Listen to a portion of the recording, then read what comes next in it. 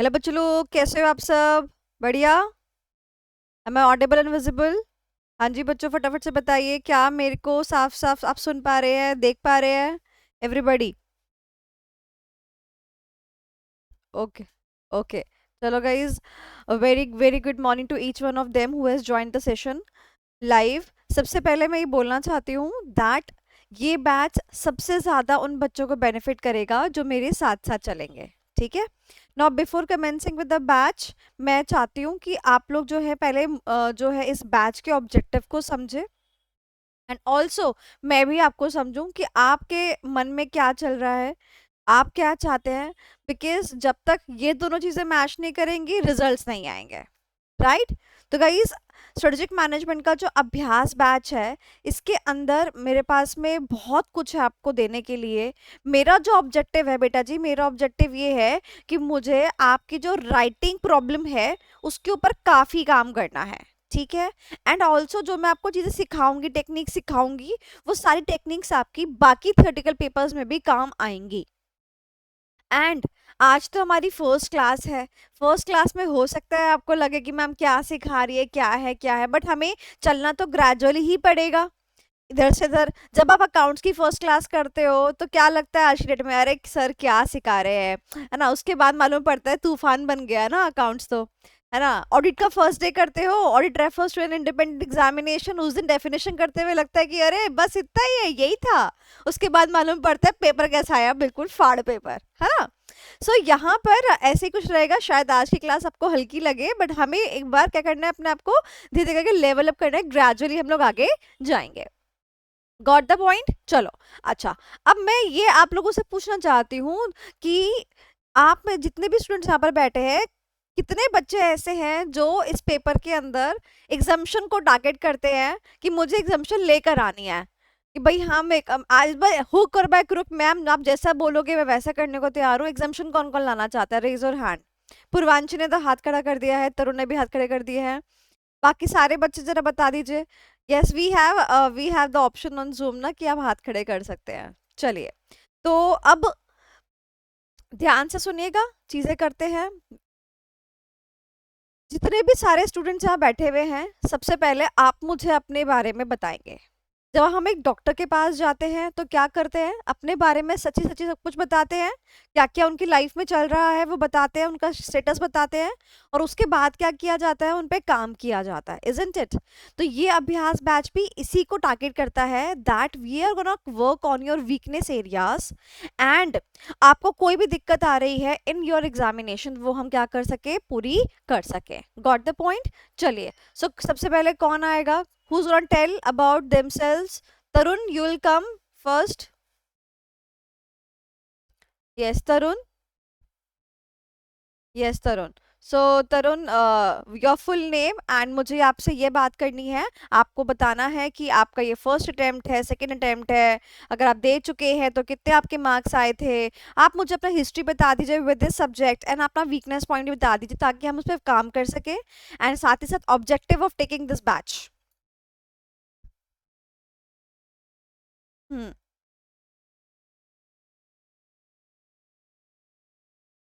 ठीक।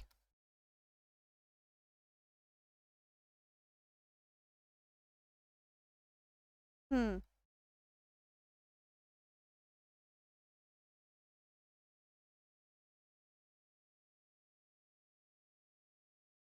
हम्म।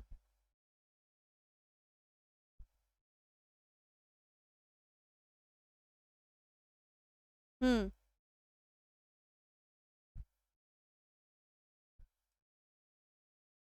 ओके। अब जो तुम्हारा ग्रुप टू है, you will be totally focusing on group two then?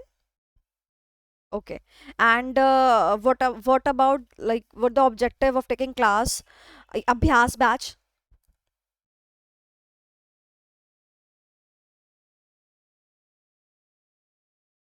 ठीक है।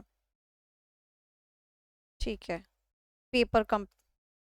ठीक है, ओके डन। बच्चे मैं, आप मुझे साफ साफ बताएंगे, मैं आपकी इन चीजों पर वर्क करने वाली हूँ। पता है क्यों? क्योंकि मुझे भी अच्छा लगेगा ना, मैं बोलूंगी अरे बच्चा मेरे से पढ़ के पास हुआ है। आपको अच्छा लगेगा कि हाँ मैम देखो हम सीए फाइनेंस में आ चुके हैं, इज़न्ट इट? अच्छा लगता है, बेटर है। पैसा खर्च करने के पीछे क्या है? मिलना चाहिए कुछ, राइट? चलो, ओके। सो तरुण ने मुझे बता दिया। Next I will call Purvanshi and then I will call Prachi. Yes Purvanshi.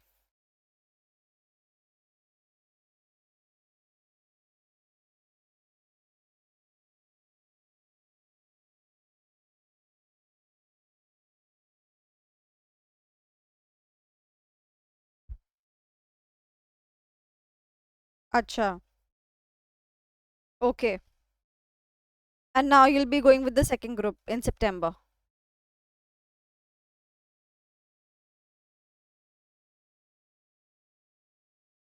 अच्छा ठीक है, ठीक है, ठीक है। हाँ, ओके ठीक है। Now I got the point. You are my regular batch student. ठीक है। हाँ, now I got the point. ठीक है, तो पूर्वांशी तुम्हारी तो बागडोर मेरे पास ही है, तो कोई दिक्कत की बात नहीं है। पूर्वांशी मुझे ये बताओ कि तुम वैसे थ्योरी में कैसी हो? How you are in theory? You are good in theory, वैसे तो मुझे लगता है कि तुम हो। बट मुझे बताओ, क्या तुम थ्योरी सच में लिख के प्रैक्टिस करती हो? मैम थ्योरी मैं कर लेती हूँ, मतलब प्रैक्टिकल में ज़्यादा प्रॉब्लम होती है मेरे हाँ, को थ्योरी। गर्ल्स को ऐसा होता है, हाँ। हुँ, चलो। ठीक है, ओके। सो क्या तुम मेरे साथ मेहनत करने के लिए तैयार हो? मैं होमवर्क वगैरह दिया करूंगी तो करोगी, प्रॉपर करोगी? Yes ma'am. ठीक है, ओके डन।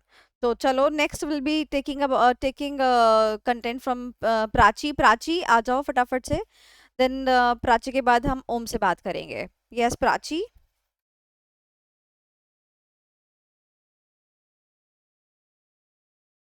प्राची, अब आपको अनम्यूट करो, उसके बाद में सुन सकती हो।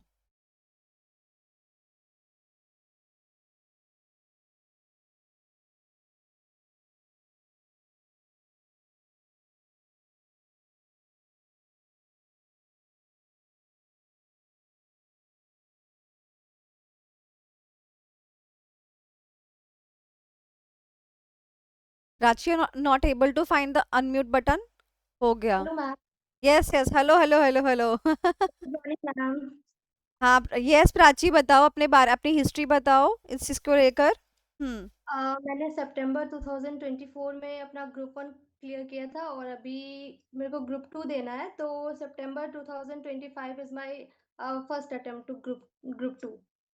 सितंबर 24 में क्लियर किया? हाँ, ग्रुप 1। ओके। तो सितंबर 25 में अब तुम ग्रुप 2 दे रही हो एंड तुमने प्रिपरेशन अच्छे से कर ली है? Okay sure. हाँ, हुँ, ओके ओके ग्रेट। तो this is your first attempt in of group 2? Yes. Okay. Are you involve in any writing practice of any paper of theory from group 2? Audit और SM की practice कभी नहीं, करिए? खुद से ही राइटिंग प्रैक्टिस कर रही हूँ, बस क्लासेस मैंने ली थी। ठीक है, गॉट द पॉइंट। ओके, तो प्राची मुझे ये बताओ, अगर मैं तुम्हें होमवर्क देती हूँ जो भी क्वेश्चन का, तो तुम मुझे राइट करके जब दोगी तो मैं गलतियां निकाल दूँ उसमें से? डेफ़िनेटली मैम, तभी तो सुधार हो पाएगा और यस फिर एग्ज़ाम क्लियर यस होगा। यस, एंड जो मैं बताऊंगी ना वो तुम्हें कहीं ना कहीं ऑडिट में भी काम आ जाएगा। ठीक है। हाँ, हालांकि ऑडिट पे थोड़ा स्ट्रेटजी डिफरेंट रहता है, it is a different paper of course all together. But तुम्हारा माइंड खुल जाएगा आफ्टर 7-8 क्लासेस ना, you will be able to catch कि मैम क्या बता रही हैं, and you will be able to apply all those learning points into the other subjects as well. And finals में भी तुम दुआ दोगे कि हमने ये बैच जो है लिया था। चलो, okay. Definitely, thank you. Next, yes Riya Prajapati. Good morning ma'am. Good morning Riya. I have given 3 attempts. Okay, 3 attempts, ठीक है।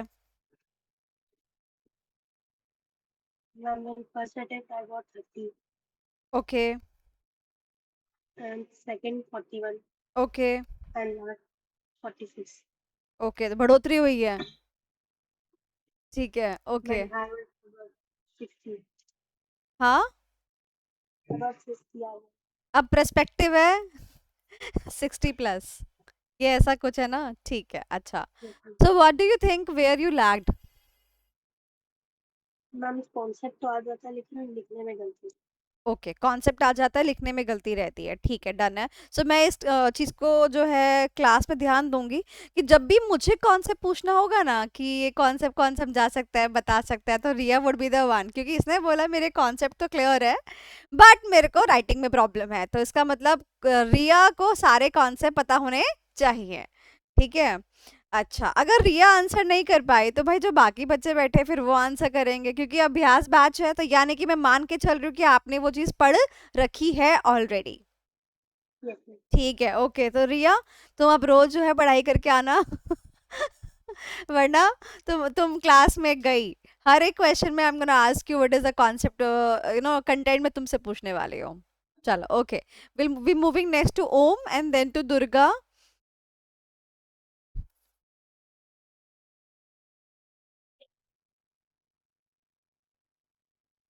Hello ma'am. Yes Om, hello.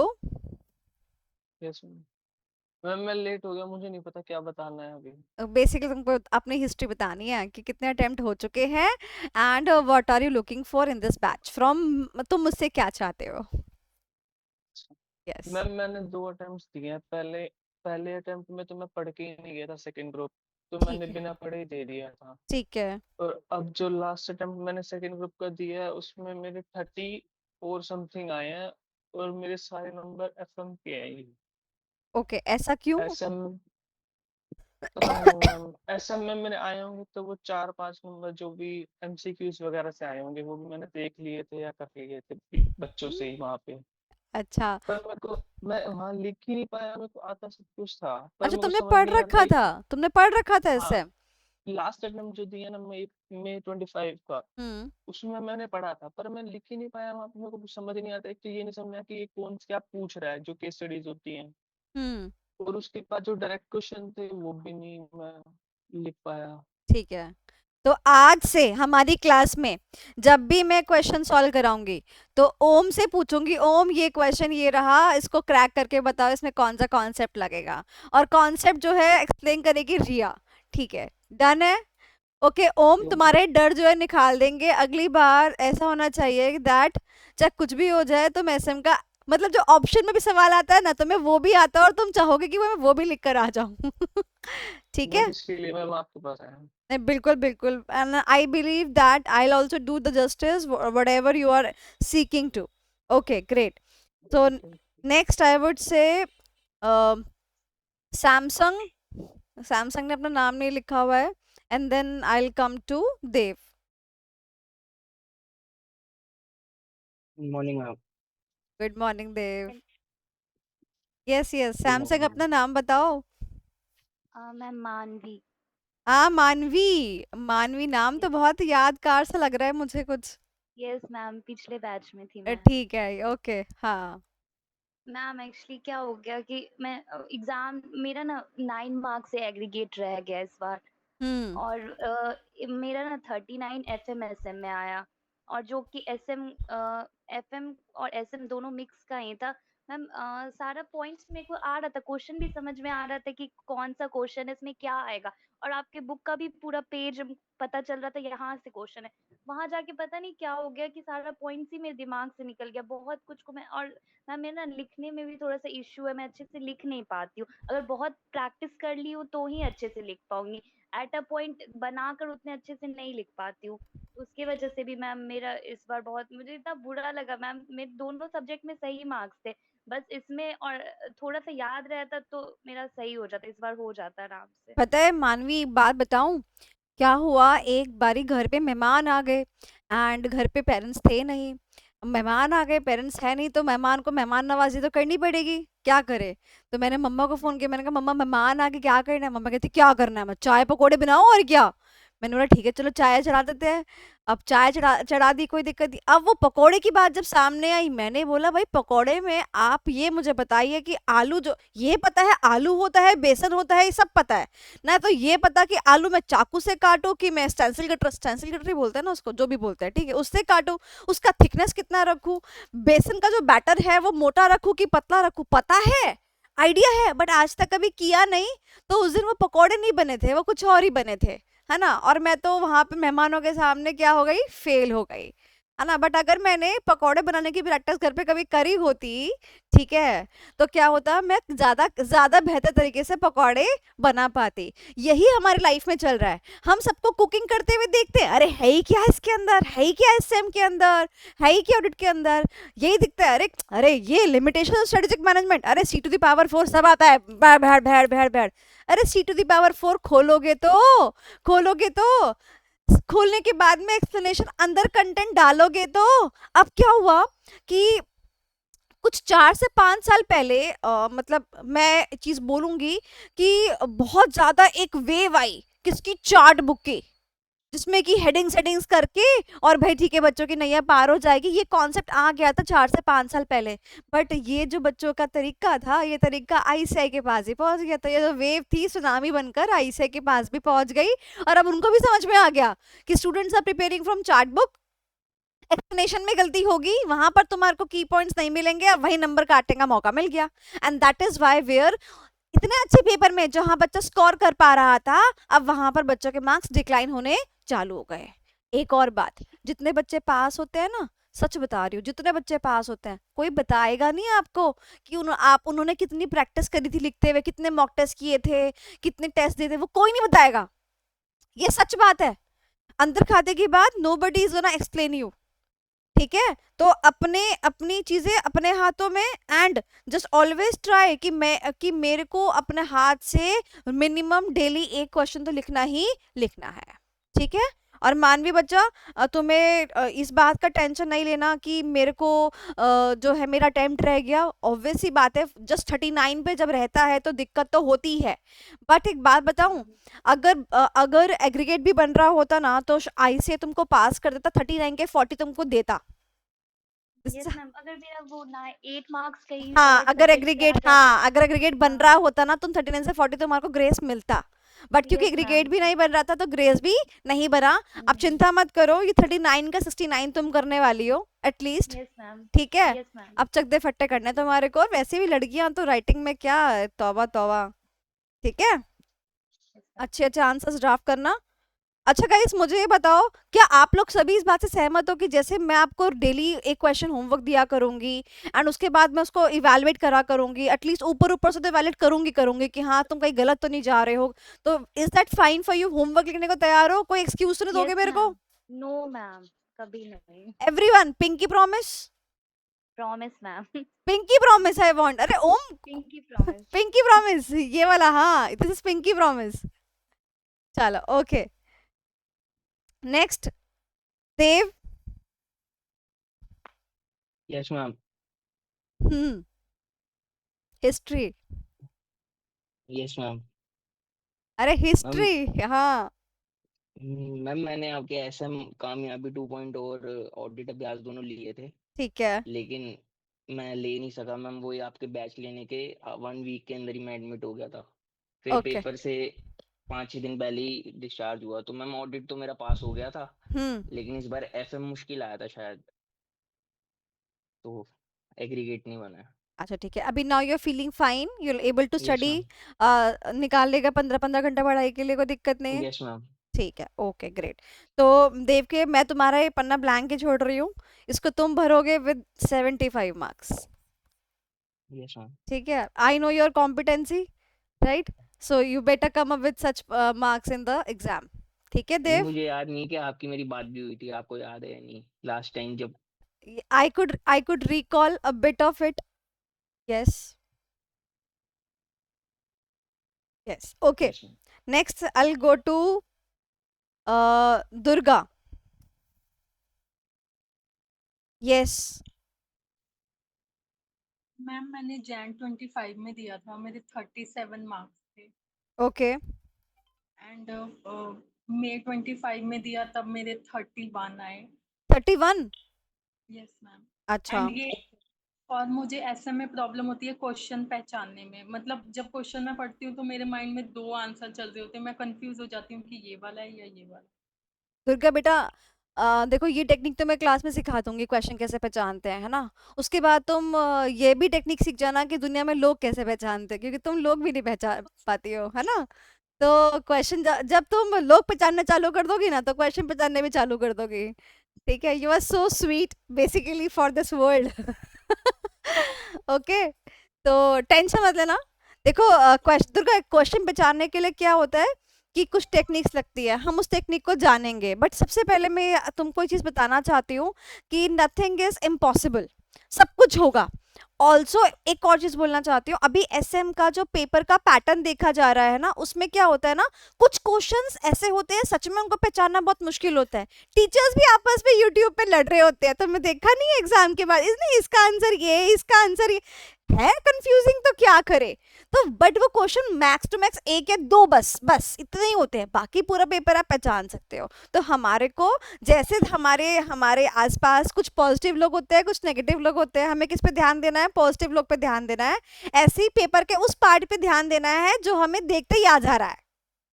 ठीक है, और इसकी एक टेक्निक, बहुत अच्छी टेक्निक है जो तुम्हारे को इसमें हेल्प करेगी, वो मैं तुम्हारे को थर्ड क्लास में बताऊंगी, थर्ड क्लास में। ठीक है, तो तुम मुझे थर्ड क्लास में पिंच करोगे कि मैम आपने मुझे टेक्निक के बारे में बोला था, प्लीज जस्ट मुझे वो चीज बता दो इन द थर्ड क्लास। ठीक है, क्योंकि वो यूट्यूब पे नहीं जाएगी ना। ठीक है। ओके, कुछ बातें तो हमारी क्लास के अंदर रहनी चाहिए ना, राइट? बच्चा पैसा दे रहा है तो उसको वो मिलना चाहिए जो पैसे देकर मिलता है, इजंट इट? ओके, चलिए। ये दुर्गा, तुम्हारे मार्क्स वैसे बेटा काफी कमजोर हैं एंड डिक्लाइनिंग मोड पर इसलिए हैं बिकॉज तुम जो हो डीमोटिवेट हो चुकी हो। ओके, तो ये तुम्हारा पहले डीमोटिवेशन निकालना पड़ेगा, तुम पे काफी काम करना पड़ेगा। So I keep an eye on you what you are going to do in the classes. I just want you to be active throughout, at least just do that. ठीक है, okay, anyone who is left? Aanchal?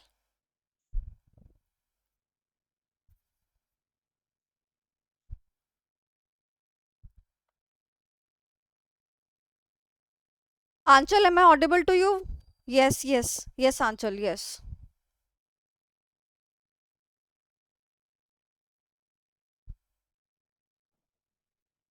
Good morning Good morning, ma'am. Anchal. Yes, yes. Ma'am मैंने ना actually Jain में दिया था, जैन 25 में। उसमें मेरे उस टाइम 56 आए थे। 56. फिर अब की बार जब मई में, हाँ जी, Hmm. और मई में इस बार मेरे आए हैं 46। नहीं नहीं नहीं नहीं, अब मैं आगे का नंबर नहीं बोलना चाहती। No no no no no no no no no no no, नहीं नहीं नहीं नहीं नहीं नहीं। अच्छा ठीक है, तो अभी तुम मुझसे क्या चाहती हो? मैम एक्चुअली इस बार एग्जाम टफ भी आया था, मेरा ना एग्रीगेट ही रह गया था बस, वरना मैं पास थी इस बार। ठीक है, तो इस बार थोड़ी और मेहनत, ताकि मेरा ये एग्रीगेट क्या अच्छे नंबर भी आए। ठीक है। And how are you in writing the answers? Writing practice कैसे करती हो तुम?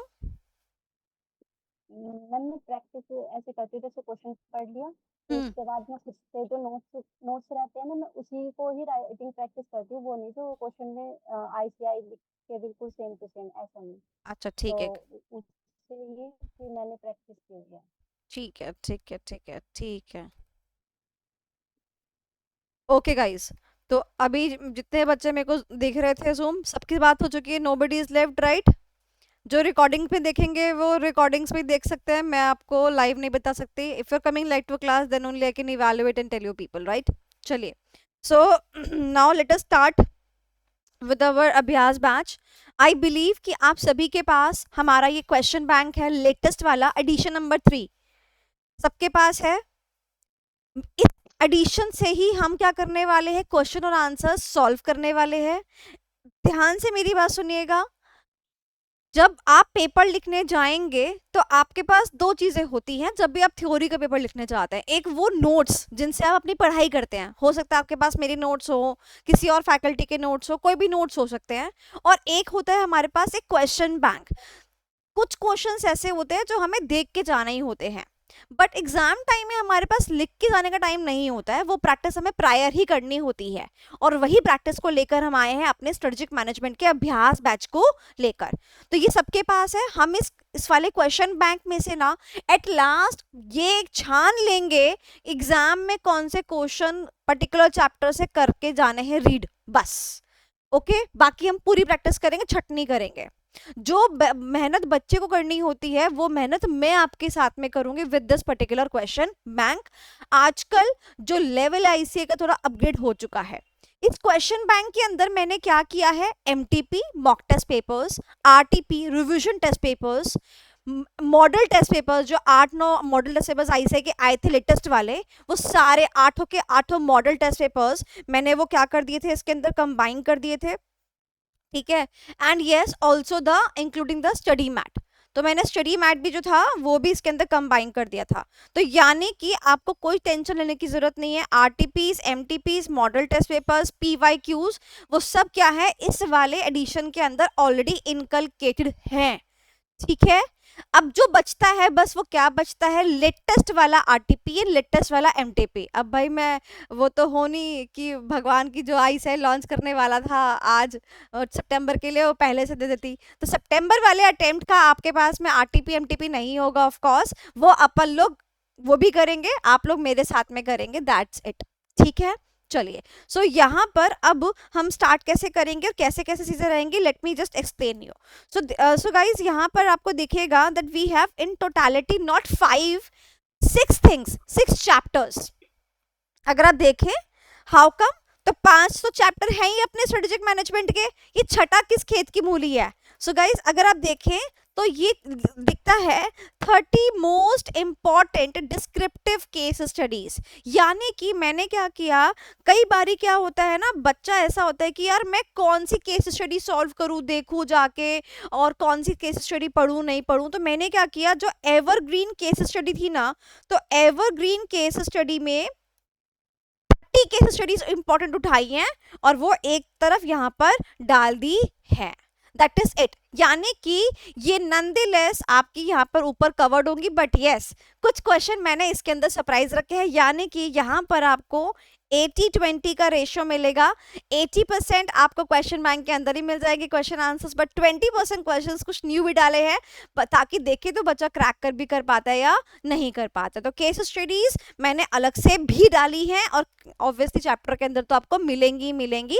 एंड ऑल्सो एक और चीज थी इसके पीछे, वो ये था कि जब हम ना चैप्टर वाइज सॉल्व करते हैं ना, तो कहीं ना कहीं हमारा माइंड इस प्रकार से मेकअप हो जाता है कि अरे हाँ चैप्टर 4 कर रहे हैं ना, तो इसका आंसर ये हो सकता है, ये हो सकता है, क्योंकि माइंड में सिर्फ चैप्टर 4 घूमता है।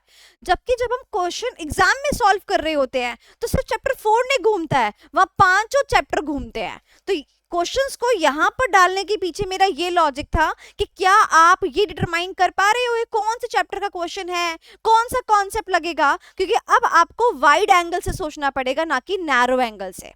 आई hope you are getting my point, ठीक है। चलिए, सो यहाँ पर आपको पता है ये 5 चैप्टर हैं हमारे पास में स्ट्रेटेजिक मैनेजमेंट के।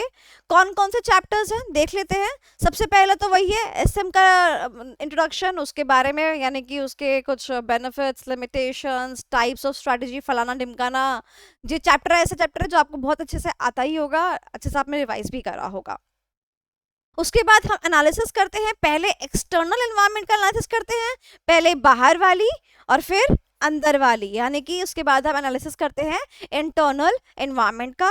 और फिर उसके बाद हमारे पास आती हैं चॉइसेस, यानी अब क्या करे क्या ना करे, एक्सपेंशन करे, स्टेबिलिटी करे, एक्सेट्रा एक्सेट्रा, यहाँ पर हमारे पास आती हैं चॉइसेस। और last but not least we have the strategy implementation का चैप्टर, जो कि बच्चों को सबसे ज़्यादा डरावना चैप्टर लगता है, क्योंकि बच्चे बस ऊपर ऊपर से इसको पढ़ के जाते हैं, ठीक है। चलो मैं 1 मिनट दे रही हूँ, जरा मुझे आप एक बात बताइएगा, जितनी मैंने बातें बोली हैं आपको क्लियर हो गई हैं यहाँ तक? डन, थम्स अप कर दीजिए एवरीबॉडी। चलिए, तो अब आप जो है यहाँ पर ये चैप्टर नंबर 1 जो है ये खोल सकते हैं। अब आगे चलने से पहले मैं आपको बता देना चाहती हूँ दैट हम यहाँ पर अभ्यास करने के लिए आए हैं। इन केस अगर आपके कॉन्सेप्ट्स वीक हैं या इन केस आप रिवाइज करना चाहते हैं, तो there is this QR code given. आप क्या कर सकते हैं, इसको स्कैन कर सकते हैं और आप मेरे 1 शॉट रिवीजन पे पहुंच जाएंगे। बट वो 1 शॉट रिवीजन उनके लिए कारीगर रहेगा जो पहले से पढ़ चुके हैं, ठीक है, जो पहले से पढ़ चुके हैं, जिनके कॉन्सेप्ट थोड़े बेटर है, एक आध जगह प्लस माइनस है जो चलेगा। अगर आपका कॉन्सेप्ट वीक है, आज की क्लास में जो कि बेसिक क्लास है, हमारी फर्स्ट क्लास है, अगर आप उसमें भी अपने दिमाग को शूट अप नहीं कर पा रहे हैं, दैट मीन्स आपके कॉन्सेप्ट वीक है। इसके बाद या तो आपको बूस्टर बैच लेकर अपना कॉन्सेप्ट थोड़ा सा ब्रश अप कर लेना चाहिए, क्योंकि आपके पास टाइम कम है, तो booster batch will do, booster batches all together of 15 hours. मेरा बताने का ये मोटिव है कि जब मैं क्वेश्चन सॉल्व कराऊंगी तो मैं ये एक्सपेक्ट करूंगी कि आपको आंसर आता है, क्योंकि ये बैच आपके लिए, मुझे तो आता ही है आंसर, इजंट इट? तो जब आपको आंसर नहीं आता होगा तो इसका मतलब या तो कॉन्सेप्ट में कमी है या फिर रिकॉलिंग में कमी है, आप रिवाइज करके नहीं आ रहे हैं। ठीक है, तो आपने रिवाइज करके आना है। अगर खुद से रिवाइज नहीं हो रहा तो ये वन शॉट के लिए ये आपका स्कैन कोड है, आप रिवाइज कर सकते हैं। ओके, चले अब स्टार्ट करें। ओके, सो सबसे पहले मैं आपको बताना चाहती हूं, हम क्वेश्चन सॉल्व करने वाले हैं। तो क्वेश्चंस की कुछ कैटेगरीज होती हैं, क्वेश्चंस की कुछ कैटेगरीज होती है। सबसे पहले आते हैं हमारे डायरेक्ट क्वेश्चंस। क्वेश्चंस को पहचानना बहुत इंपॉर्टेंट है। अच्छा, याद है आपको बचपन में आपने एक चैप्टर पढ़ा होगा, कैश फ्लो स्टेटमेंट पढ़ा था? Cash flow statement, cash flow statement का एक फॉर्मेट सा होता था, अगर आपको याद हो। क्या बोलते थे? Cash flow from operating activity, cash flow from investing, cash flow investing from activity, financing activity, financing. याद है? Yes ma'am. यस, सो वहां पे एक फॉर्मेट हमारे को था, एंड हम क्या करते थे उस फॉर्मेट के, हमारे को पता होता था कि कैश फ्लो का क्वेश्चन आएगा ना, तो इस फॉर्मेट के अकॉर्डिंग सॉल्व करना है। तो ये क्वेश्चन के बाइफर्केशन के पीछे कि वो जो क्वेश्चन है वो डायरेक्ट क्वेश्चन है कि इनडायरेक्ट क्वेश्चन है, वो हमारे को बेसिकली क्यों करना है, ताकि हमारे को ये डिसाइड हो पाए कि हम कौन सा फॉर्मेट यूज करने वाले हैं व्हाइल राइटिंग द आंसर। तो ये फॉर्मेट के लिए होगा, हर एक का फॉर्मेट क्या होगा, अलग होगा। अब सबसे पहले बात करते हैं हमारे डायरेक्ट क्वेश्चन की। डायरेक्ट क्वेश्चन में दो कैटेगरी आती हैं। सबसे पहला simple question, simple question, and next is difference between वाले questions, difference between, distinguish between, ऐसे क्वेश्चन। तो पहला है हमारा सिंपल कैटेगरी क्वेश्चन, दूसरा क्वेश्चन आता है हमारा डिफरेंस बिटवीन का क्वेश्चन। इनडायरेक्ट क्वेश्चन भी दो पार्ट में डिवाइड किए जाते हैं। इनडायरेक्ट क्वेश्चन भी दो पार्ट में डिवाइड किए जाते हैं। पहला हमारा केस स्टडीज एंड दूसरा एप्लीकेशन बेस्ड, एप्लीकेशन बेस्ड, जिनको मैं प्यार से बोलती हूं जीके बेस्ड, इसको मैं प्यार से जीके बेस्ड बोलती हूं। It can be application based और जीके बेस्ड, यानी कि यहाँ पर आपका क्या लगेगा, जनरल नॉलेज लगेगा, जीके चाहिए आपको इसको सॉल्व करने के लिए, एप्लीकेशन बेस्ड और जीके बेस्ड। ठीक है, कैटेगरी लिख लिया। Today we are gonna work on the very first category which is a simple question category. ठीक है, सिंपल क्वेश्चन को how you have to write, सबसे पहले आज हम ये समझेंगे। तो आप में तो सारे बच्चे जितने भी यहाँ प्रेजेंट है सब रिवाइज करके आओ। चैप्टर नंबर 1 बेसिक क्वेश्चंस लेते हैं, रिकॉल करते हैं। नहीं भी करके आए हो तो आज रात को क्या, आज रात को कर लेना, चलो रिवाइज कर लेना। ठीक है, फर्स्ट क्लास है, मैं ज़्यादा गुस्सा नहीं करूँगी। चलो ओके, तो ये आपका क्वेश्चन बैंक है। ठीक है, तो we are gonna come on this particular question. This is, I am gonna take, ये लीजिए क्वेश्चन नंबर 8। क्वेश्चन नंबर 8 के आगे लिख दीजिए D Q. It is a direct question, it is a direct question, D Q मैंने बताया आपको direct question है। ठीक है, क्वेश्चन को जरा पढ़ते हैं। पूर्वांशी, क्वेश्चन को पढ़ोगे बच्चे आप?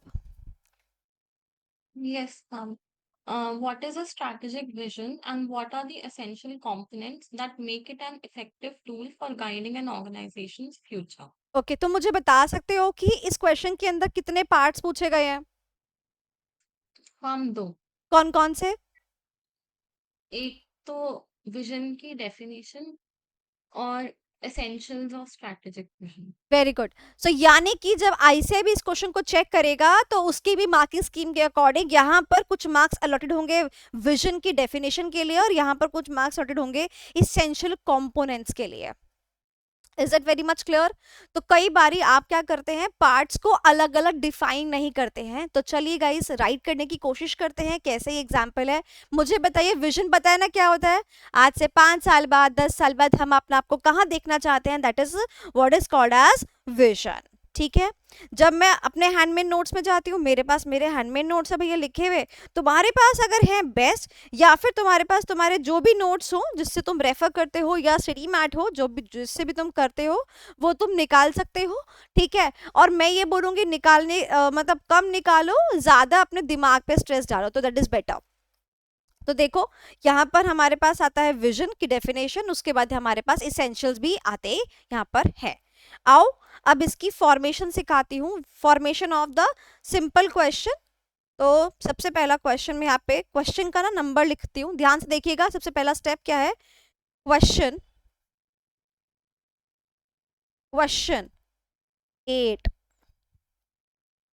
मैंने ऐसा क्यों लिखा, क्योंकि साफ साफ सामने वालों को पता होना चाहिए which question we attempting. Put it into a box. Yes, this is essential. Then leave one line. Leave one line.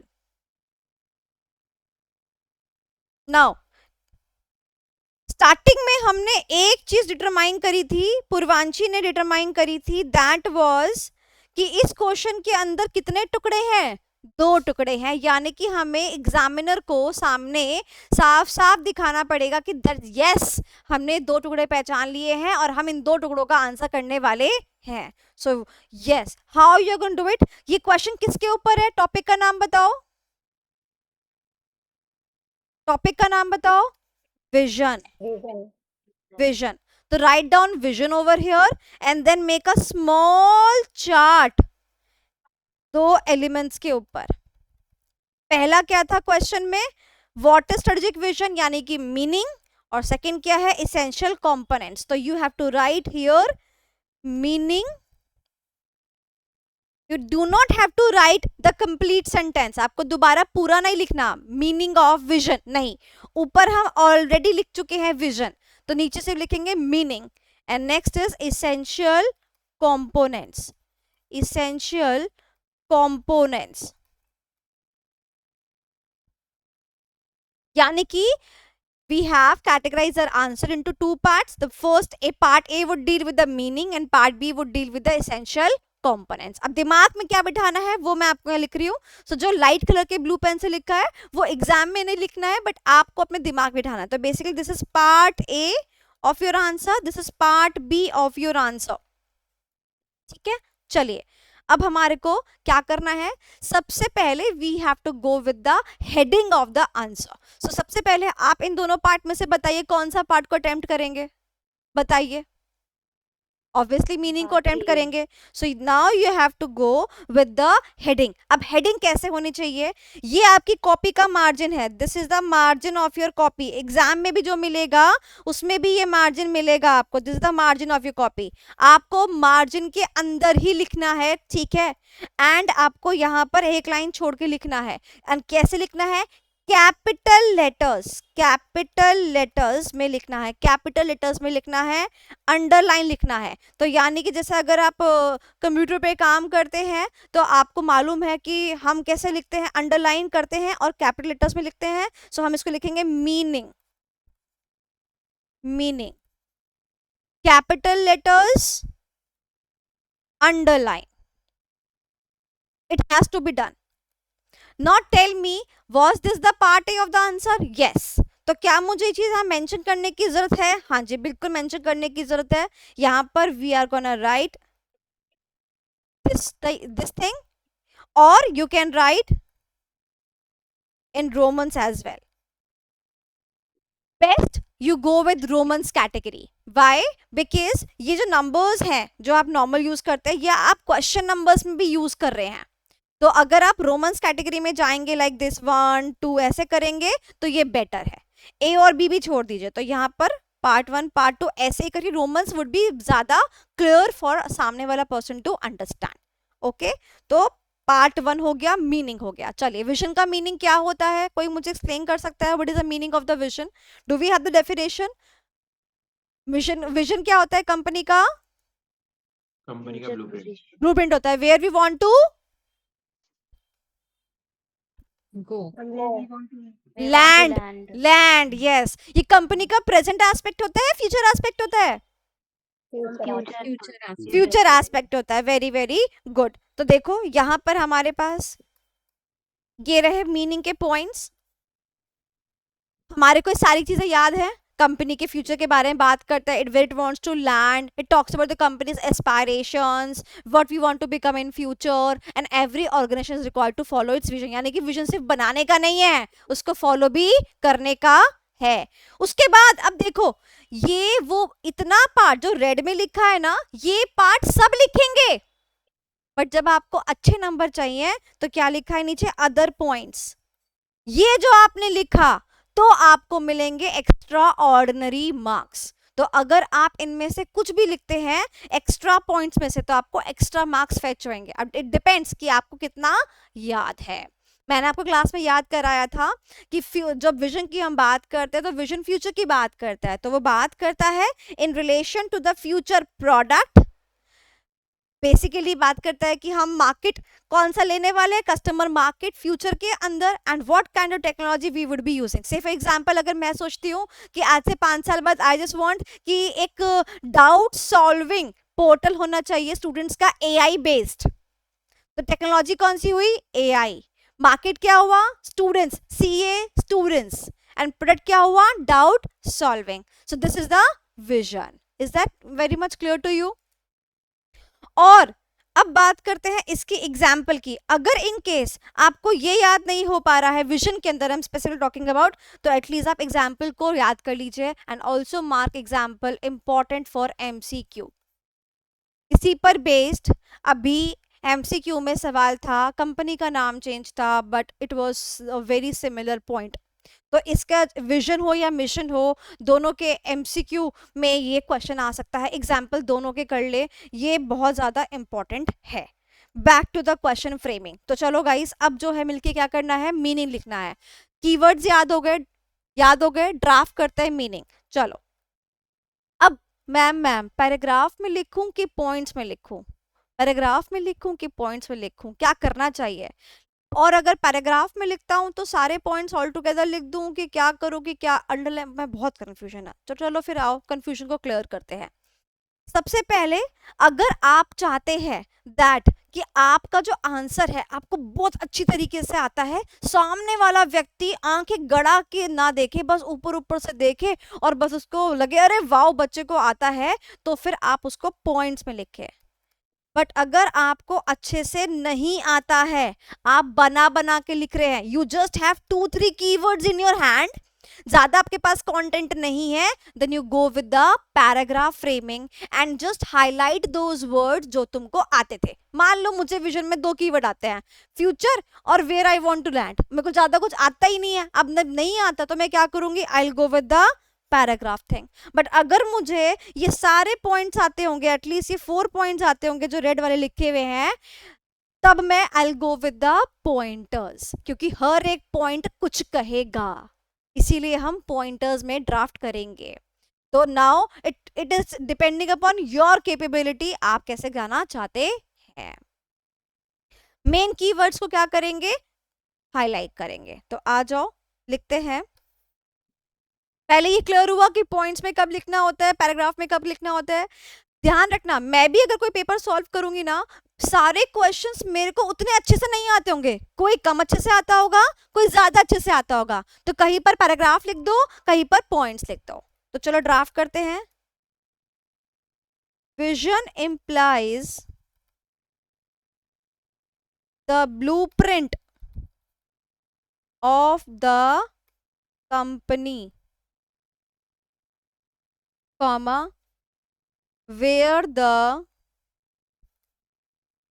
company wants to land in the future.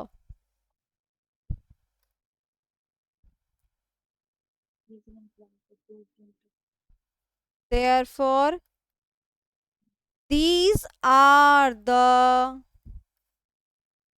aspirations of the company's founder. अब तुमने देखा, मैंने वहां से content लिया और ऐसे draft किया। क्यों ड्राफ्ट किया? क्योंकि मैं आपको बताना चाहती हूँ कि जब हम भी ड्राफ्टिंग करने जाते हैं, कॉपी पेस्ट ऐसे नहीं मांगता है। ऐसे क्या मांग रहा है, मेन वर्ड मांग रहा है। Is that clear? मैंने यहाँ पर फ्यूचर पोजिशन भी कर दिया, वॉन्ट्स लाइन कर दिया, एस्पायरेशन कर दिया, and last but not least, every company is required to follow its vision.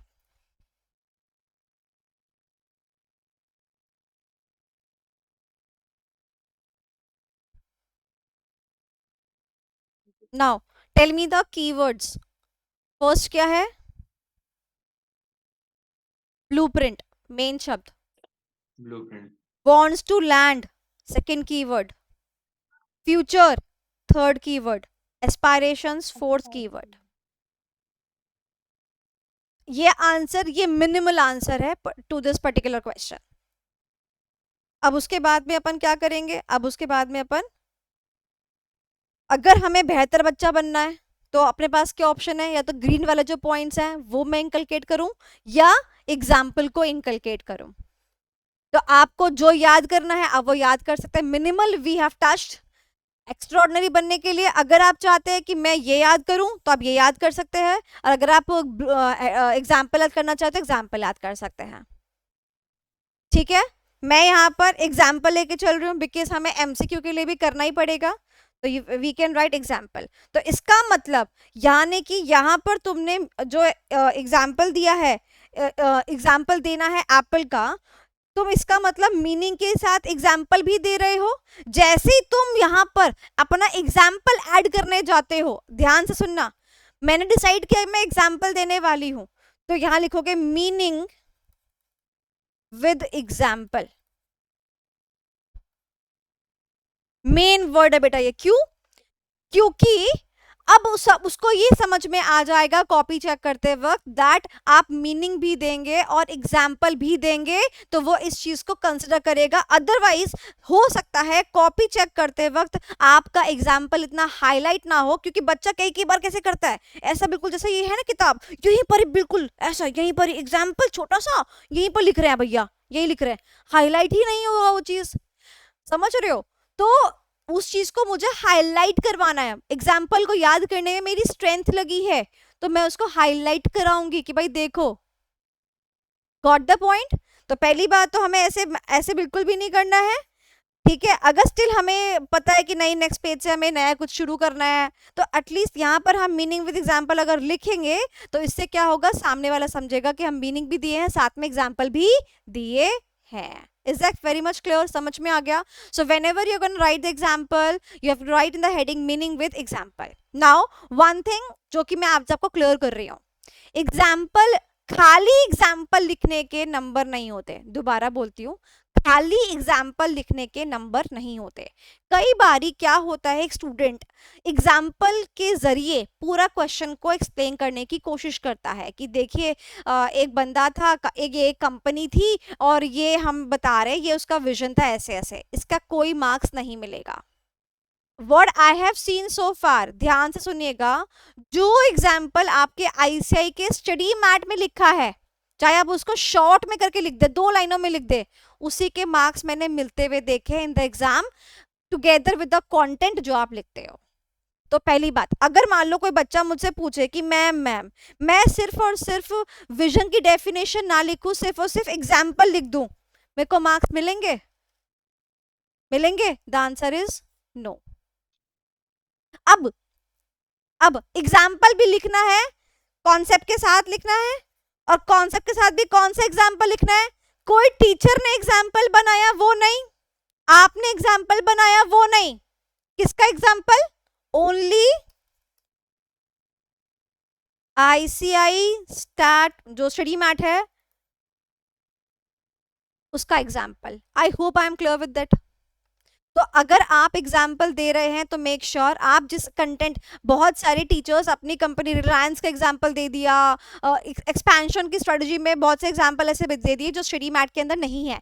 हम बच्चों को समझाते वक्त एग्जाम्पल दे देते हैं, बट अगर वो एग्जाम्पल स्टडी मैट के अंदर नहीं है, आप उसको लिख रहे हैं, तो आपको शायद उसके मार्क्स ना मिले, तो कोई फायदा नहीं हुआ. क्या आपको इतनी बातें क्लियर हुई?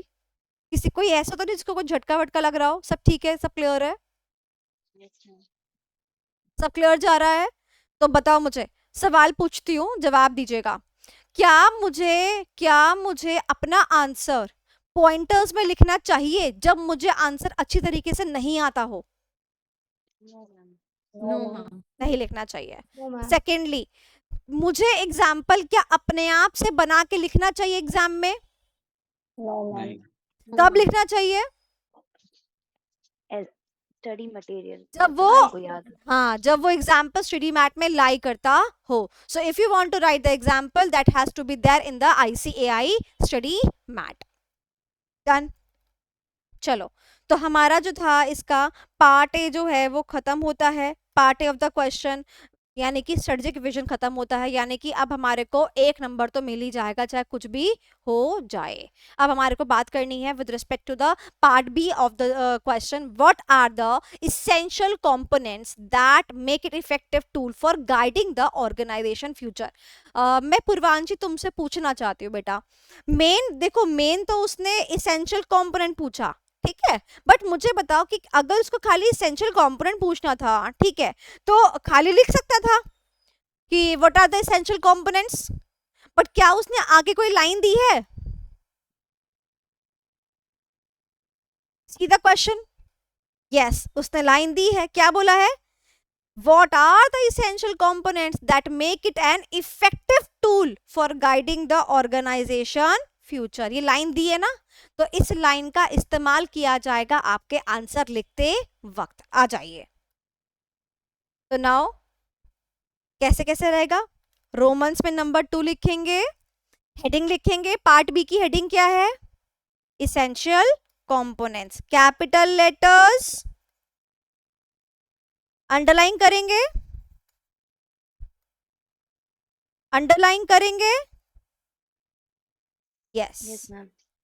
अब अगर उसने हमारे को ये लाइन नहीं दी होती, ध्यान से सुनिएगा, अगर ये लाइन नहीं दी होती, मतलब कि आंसर जो है बेटा जी सिर्फ और सिर्फ इतना होता, ये नहीं दिया होता, तो मैं सीधा सीधा आंसर शुरू कर लेती, बट अब उसने लाइन दी है, तो जब उसने मेहनत करी है क्वेश्चन को लंबा करने की, तो भाई हमें मेहनत करनी पड़ेगी। सो हमारी मेहनत क्या लगेगी? हमारे को ये लाइन एग्जैक्ट क्या करना पड़ेगा, यहाँ पर छापना पड़ेगा before we brief out the components of the vision. So जो भी लाइन है, क्या करना पड़ेगा, अपने आप को ब्रीफ आउट करना पड़ेगा। So essential components, essential components that make it an effective tool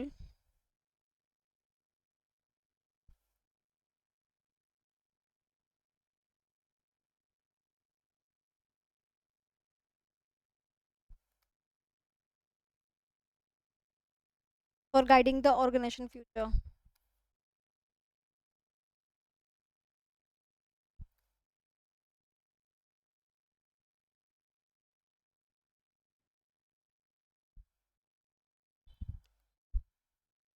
मैंने इट की जगह विजन लिखा, देखा, मैंने बस इट की जगह विजन कर दिया, बाकी सब मैंने कॉपी पेस्ट करा है। अब मुझे क्या देने हैं? टूल्स बताने हैं। I have to draft with the tool section.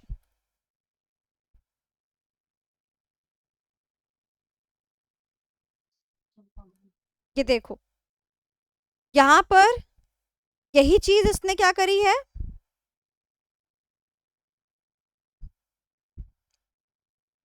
Vision के बारे में बताया है, और उसके बाद में एक्स्ट्रा पॉइंट दिए हैं जो कि ग्रीन में थे, ऐसा पॉइंट्स, एंड देन उसके बाद एसेंशियल सीधा सीधा लिखे हैं। अपन ने क्या किया है, अपन ने एक लाइन ऐड करी है जो कि हमने कहां से ली है? क्वेश्चन में ली है। डिपेंड करता है क्वेश्चन में क्या लाइन लिखी हुई है। कुछ भी नहीं लिखा होगा हम कुछ नहीं लिखेंगे, बट अगर कुछ लिखा होगा तो हम भी लिखेंगे। अब उसके बाद मैं आंसर पे आती हूँ। आई बिलीव कि आपको इसका आंसर आता होगा, इसेंशियल्स ऑफ स्ट्रेटेजिक विजन। तो इसके थ्रू हम जो है क्या कर लेंगे, रिकॉल कर लेंगे। यस, तो विजन पता है आपको, विजन क्या होता है? आज से 5 साल बाद हम आपको कहाँ देखते हैं? सवाल क्या पूछा है उसने? स्ट्रेटेजिक विजन के इसेंशियल बताओ, यानी कि विजन के मेन पॉइंट्स बताओ। ऐसा कोई बच्चा जिसको ये याद ना हो? है कोई? सबको याद है? तो थिंक क्रिएटिवली, यानी कि सोचो, ध्यान से समझो। मेरे को क्या बनाना है? अपना सपना बनाना है, अपनी कंपनी का सपना बनाना है, उसके लिए सोचना पड़ेगा। कहते हैं ना, सपने देखने के लिए सोचना पड़ता है, सोना पड़ता है। तो अरे सपना देखना पड़ेगा। थिंक क्रिएटिवली, सोचने के लिए क्या चाहिए? दिमाग चाहिए, बेस्ट ब्रेन्स चाहिए। We need the intelligence. दिमाग भी आ गया। उसके बाद हमें क्या करना पड़ेगा? लोगों के अंदर एंथुजियाज्म क्रिएट करना पड़ेगा। नहीं नहीं, करके दिखाएंगे, हाँ भाई हाँ। एंथुजियाज्म क्रिएट करना पड़ेगा और रास्ता क्लियर करना पड़ेगा कि भाई this is the path which we are going to follow up। तो चार पॉइंट्स कौन कौन से हैं? हाथ उठाओ अपने फटाफट से। थिंक क्रिएटिवली, उसके लिए क्या चाहिए? बेस्ट ब्रेन्स चाहिए, बेस्ट ब्रेन्स, इंटेलिजेंस। तुम पे है तो बढ़िया, वरना बोरो कर लो। इसीलिए तो स्ट्रेटेजिक मैनेजर को अपॉइंट किया जाता है। उसके बाद हमने सोच लिया कि हमें ये करना है, अब हमें क्या करना है? क्रिएट एंथुसियाज्म, लोगों के अंदर एनर्जी डालनी है। Yes we can do it, yes yes we can do it. And then last but not least, clear the direction. क्या पाथ अपन फॉलो करने वाले हैं वो क्लियर करना। ध्यान से मेरी बात सुनना बेटा। एक स्टेटमेंट है हमारे बहुत ही लेजेंड फैकल्टी, उन्होंने दिया था, बदनाम ही सही कम से कम नाम तो हुआ। ठीक है, सो गाइस देखिए क्या होता है कि नाम कमाने के भी दो तरीके होते हैं। एक ये होता है ना, बच्चे ने टॉप किया, अखबार में नाम आया, और एक ये कि बच्चे ने मर्डर कर दिया और अखबार में नाम आ गया। दोनों ही तरीकों से नाम तो हुआ, बट एक पॉजिटिव वे में नाम हुआ और एक नेगेटिव वे में नाम हुआ। सिमिलरली ये डायरेक्शन के पीछे यही चीज है कि आप ये बता रहे हो what kind of path we are going to follow to achieve that vision. अगर आप एक रेस में दौड़ रहे हो तो आप बगल वाले को अपने अपने कॉम्पिटेंस से हराओगे या उसको लात मार के हराओगे कि वो गिर जाए फिर मैं आगे बढ़ूं। That is what the direction is meant by. Clear हो गया बच्चा? यस और नो? अब देखो यहाँ पर इसका एक्सप्लेनेशन ये लिखा हुआ है एग्जैक्ट, ये देखिए जो हमने ऊपर याद किया था, यही एग्जैक्ट हमें क्या करना है? अपने आंसर के अंदर छापना है। But now if you look at the content, if you look at the भाषा, that is a very high level भाषा। सी, सबसे पहला क्या था बताओ? सबसे पहला क्या था? Think creatively. थिंक क्रिएटिवली जब मैं लेकर चलती हूँ तो ये रहा मेरा शब्द थिंक क्रिएटिवली, बट उसके आगे पीछे देखो क्या लिखा है। The entrepreneur challenge is in developing a strategic vision is to think creatively about how to prepare the company for the future. अब मैं आपको बताना चाहती हूँ मेरे लिए क्या इंपॉर्टेंट था उस डायग्राम के अकॉर्डिंग। थिंक क्रिएटिवली इंपॉर्टेंट था मेरे लिए। ये वर्ड इंपॉर्टेंट नहीं है, भले ही ये वर्ड मुझे हैवी लग रहा हो, बट मेरे लिए ये वर्ड इंपॉर्टेंट नहीं है। तो आओ मैं आपको बताती हूँ कैसे करना है। सबसे पहले essential components of strategic vision, basically first point. अब मैं पॉइंट लिखने जा रही हूँ, मुझे ये बताओ कि जब मैं पॉइंट लिखने, अब तो पॉइंट्स में आंसर करना पड़ेगा बिकॉज इसका आंसर तो पॉइंट्स में ही है। मैं 1 नंबर पॉइंट यहाँ लिखूं, this is position number A, या मैं यहाँ लिखूं नंबरिंग कहाँ लिखूं, कौन सी पोजीशन पे लिखूं? बाउंड्री के बाहर। पोजीशन नंबर बी पे लिखूं? हाँ। ओके, कौन कौन बच्चा कहता है पोजीशन नंबर बी पे नंबरिंग आनी चाहिए? नहीं मैम, ए पे आनी चाहिए। मैम ए। ठीक है, now that means there is a confusion. Some of you are saying A, some of you are saying B. अच्छा मुझे बताओ, ये जो मार्जिन है बेटा, इस मार्जिन पे हमने यहाँ रोमन में सेकंड लिखा था, ये वाला लिखा था, और यहीं इसी मार्जिन में हमने फर्स्ट भी लिखा था। यानी कि ऐसे समझो जो हमारा मेन नंबरिंग है वो तो ये रोमन वाला है ना, तो जो मेन नंबरिंग है रोमन वाला, इन्होंने ये कब्जा लिया मार्जिन। अभी मार्जिन किसका है? इनका है। मेन नंबरिंग ही वहां पर आएगी। अब हमारे को इसके अंदर की नंबरिंग करनी है, तो हमारे को अंदर के लिए एक मार्जिन अपने आप सोचना पड़ेगा। इमेजिनरी मार्जिन होगा वो, यानी कि अगर आपने इसको ए पार्ट यानी मार्जिन से बाहर निकाला तो वो तो मेन कंपोनेंट का, मेन हेडिंग का कंटेंट बन जाएगा। वो नहीं है, ये हमारा सेकंड कंपोनेंट का कंटेंट है, सेकंड पार्ट का कंटेंट है। इसीलिए हमारे को इसको इसके अंदर रखना पड़ेगा, मार्जिन के अंदर रखना पड़ेगा। मैम हाँ बेटा, अगर मान लो मैम पॉइंटर्स के भी पॉइंटर्स के अंदर होता तो क्या करते? तो इमेजिनरी मार्जिन एक और ड्रॉ कर लेते। इमेजिनरी का मतलब क्या है? ये नहीं कि आपको स्केल से ड्रॉ करना है, जस्ट माइंड में आप ड्रॉ करते हैं। ठीक है, तो यहाँ पर आप कैसे लिखोगे? इसेंशियल विजन, इसेंशियल कंपोनेंट में अब मैं लिख रही हूँ, मुझे Incorrect. बताना मैंने सही लिखा कि नहीं लिखा। मेरा पहला कंपोनेंट ये लिखा मैंने, क्या मैंने सही लिखी नंबरिंग? No ma'am. नहीं, नो मैम। No. ठीक है। मैंने ये सही लिखा, चलेगा? No ma'am. No ma'am. ये फिर भी चल सकता है, फिर भी चल सकता है, चल जाएगा। बट ये बेस्ट नहीं है। ये चलेगा? Yes ma'am. ये चलेगा? यस। Yes no. मैम। हाँ, और देखती हूँ और पूछती हूँ, ये चलेगा? ये यस मैम। चलेगा? yes ma'am. ओके, अब ध्यान से सुनना, ये कब यूज करते हैं, ये कब यूज करते हैं, अभी डिफरेंस बताऊंगे, ठीक है? अब नेक्स्ट पूछ रही हूँ, होल्ड पे रख के। ये चलेगा? ये चलेगा? No, ma'am. कभी ड्राइविंग करी है? ड्राइविंग सिग्नल्स होते हैं, ड्राइविंग आइकन्स होते हैं, यहाँ रोड आगे जाके ऐसे आएगी, ये आएगी, वो आएगी, तो वो आपको रास्ता बताते हैं ना, आपको ये करना है, ये करना है। तो basically when you are giving this arrow, ये आप उसको, आप आंसर राइट कर रहे हो, आप क्वेश्चन पेपर को सॉल्व कर रहे हो, तो आप सामने वाले को पता ऑर्डर दे रहे हैं, ले पढ़ इसको। Are we ordering I say to read it? No, we are just stating our answer. So avoid arrows, avoid arrows, avoid arrows. और कुछ तो और महानुभाव होते हैं, कुछ जैसे हम लोग टीचर्स होते हैं ना, तो हम लोग कभी कभी ना ये वाला बनाते हैं ऐसे करके, ये वाला देखा होगा आपने, है ना, बनाते हैं कई टीचर्स वगैरह ऐसे करके, कुछ पॉइंट नोट करवाना। हम टीचर्स हैं, अपने बच्चों को बोल रहे हैं पॉइंट आउट करके कि भाई ये जरूर पढ़ के जाना, ये नोट है। बच्चा एग्जाम में उसको बोल रहा है ले तू भी पढ़, तेरे लिए इंपॉर्टेंट है ये। Is that so? Answer is no. तो ये भी आप यूज नहीं करेंगे। I hope I am clear to you. अब पॉइंटर्स कब यूज करना चाहिए, बुलेट पॉइंट्स कब यूज करना चाहिए, ध्यान से सुनिएगा। जब आपको ये पता हो कि आप कितने पॉइंट्स लिखने वाले हैं, आप श्योर हैं और आपको सारे पॉइंट्स बहुत अच्छी तरीके से आते हैं, गो विद दिस नंबरिंग। और आपको ये नहीं पता कि यार ठीक है मेरा कोई ऑर्डर है, ठीक है याद जो आएगा मैं लिख दूंगा, पता नहीं मैं कितने पॉइंट्स लिख पाऊंगा, क्या होगा, गो विद द बुलेट पॉइंट्स। दोबारा से, अगर अच्छे से आते हैं, अब जैसे विजन के इसेंशियल्स हैं, 4 ही है ना, और आपको पता है आपको ये 4 इसी ऑर्डर में लिखने हैं, तो you will go with this.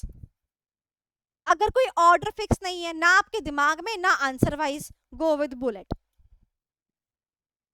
ठीक है? एक एग्जांपल देती हूँ, क्या आप लोगों ने स्ट्रेटेजिक मैनेजमेंट की लिमिटेशंस पढ़ी हैं? yes ma'am. याद है? Yes. कोई बता Yes, सकते हो? ma'am. yes ma'am. Yes ma'am. Costly process, time consuming, इसमें कोई complicated. ऑर्डर नहीं है, इसमें कोई ऑर्डर नहीं है, right? You can go with the bullet points.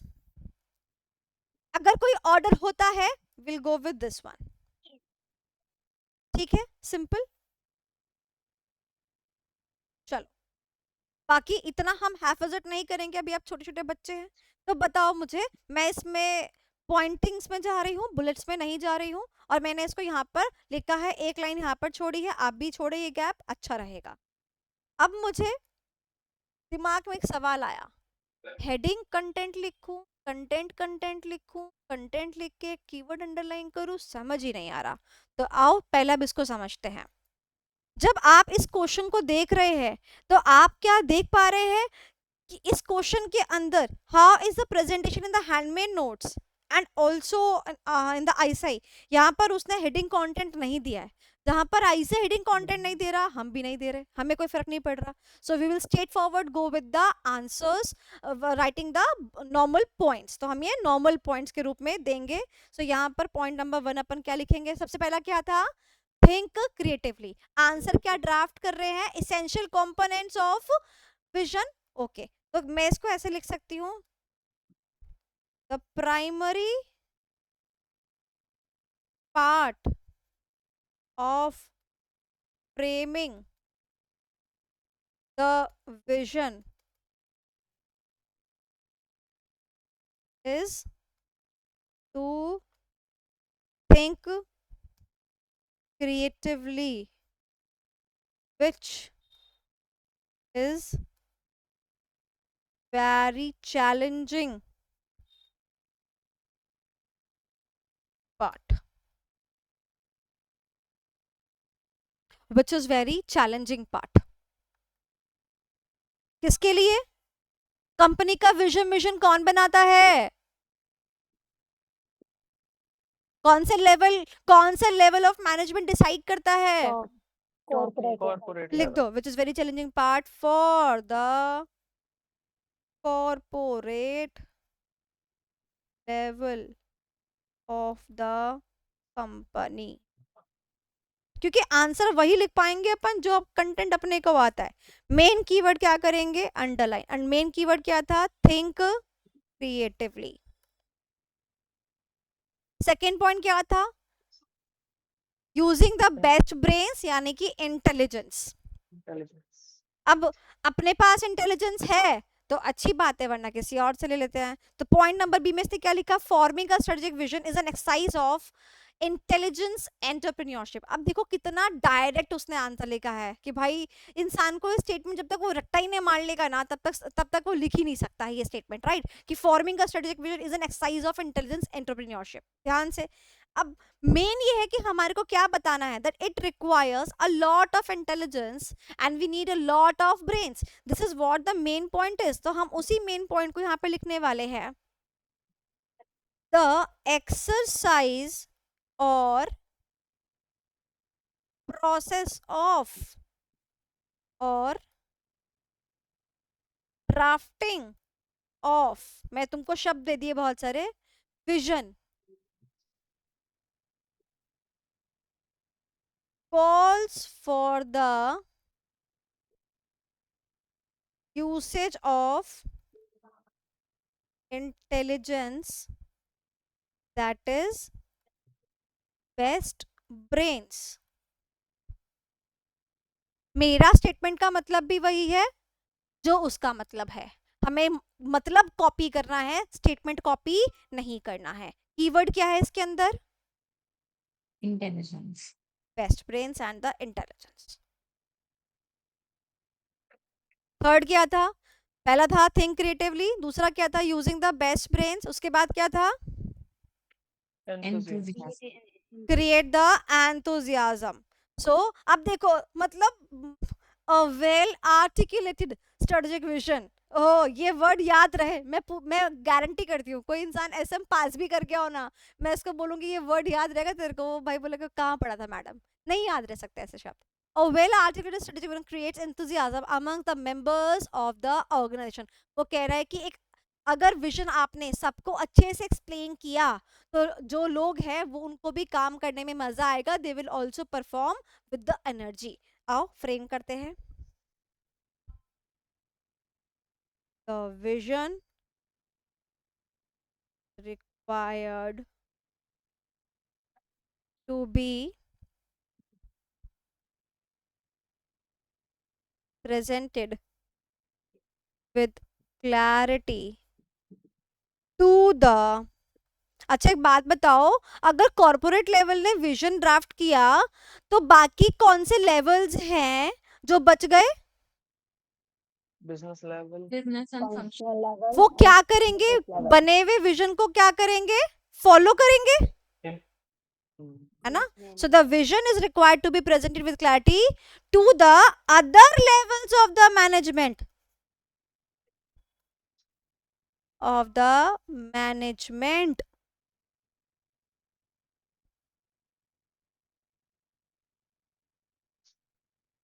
Together with the reason. उनको बताओ भी हम ये विजन क्यों बनाते हैं and all. Together with the reason. लिखना चाहो लिख सकते हो, नहीं लिखना चाहो मत लिखो. Together with the reason. ठीक है. एंड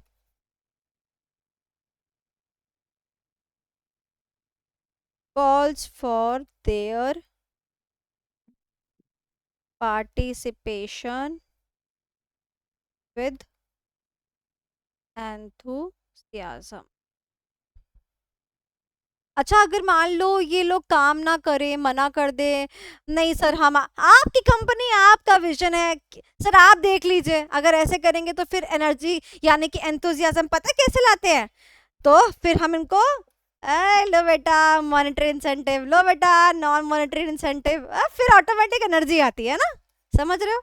जैसे कि अगर अगर अभी पूर्वांशी को मैं बोला अरे पूर्वांशी तुम्हारे अगर बेटा 90 से ऊपर नंबर आ गए ना 1 लाख रुपए कैश, टीडीएस भी नहीं कटेगा।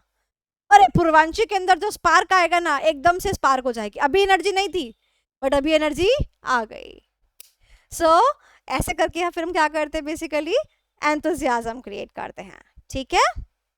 चलो तो थर्ड पॉइंट हो गया and last but not list clear the direction, यानी कि किस दिशा में जाना है ये चीज क्या होनी चाहिए, क्लियर होनी चाहिए। इसने क्या लिखा, the best worded vision statement, ओहो हो, मतलब कह रहा है कि एक अच्छी स्टेटमेंट जिसमें कि सारे के सारे शब्द क्लियर हो, लिखे हो, clearly eliminates the direction in which organisation is headed.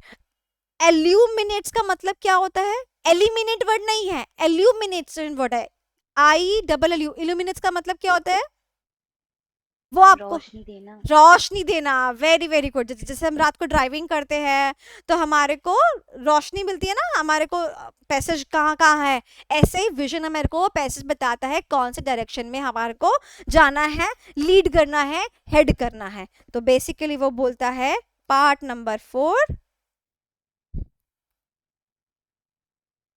the vision should provide clear direction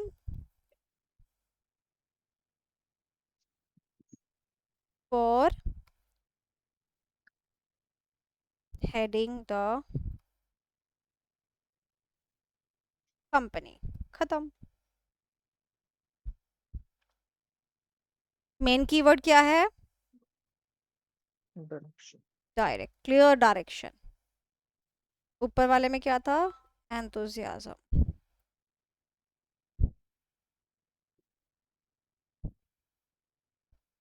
तो हमने क्या किया, पार्ट ए भी क्लियर करा, पार्ट बी भी क्लियर किया, हमारा सारा पार्ट हो गया।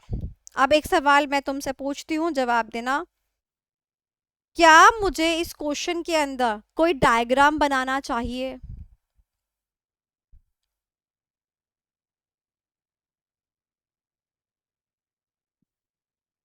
नहीं।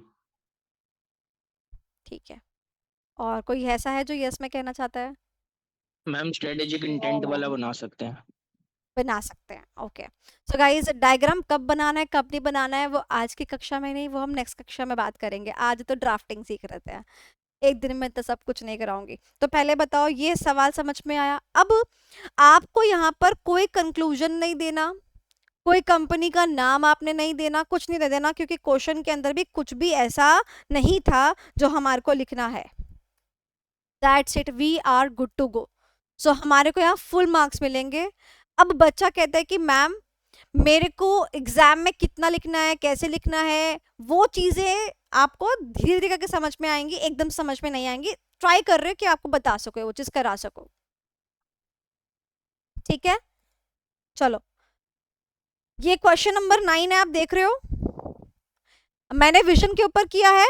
अब ये किसके ऊपर है, मिशन के ऊपर है। ये आपका होमवर्क है, मार्क इट एज होमवर्क।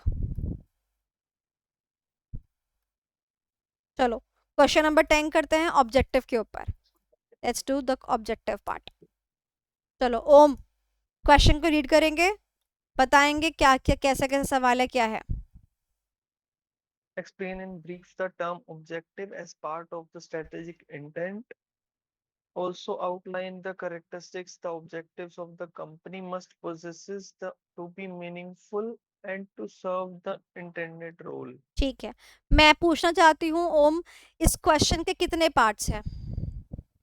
2। कौन कौन से? एक तो ऑब्जेक्टिव बताने स्ट्रेटेजिक इंटेंट के, एक कैरेक्टरिस्टिक्स बतानी है, मीनिंग बताना है और ऑब्जेक्टिव बताना है। हाँ नहीं मैम। क्वेश्चन नंबर कितना है?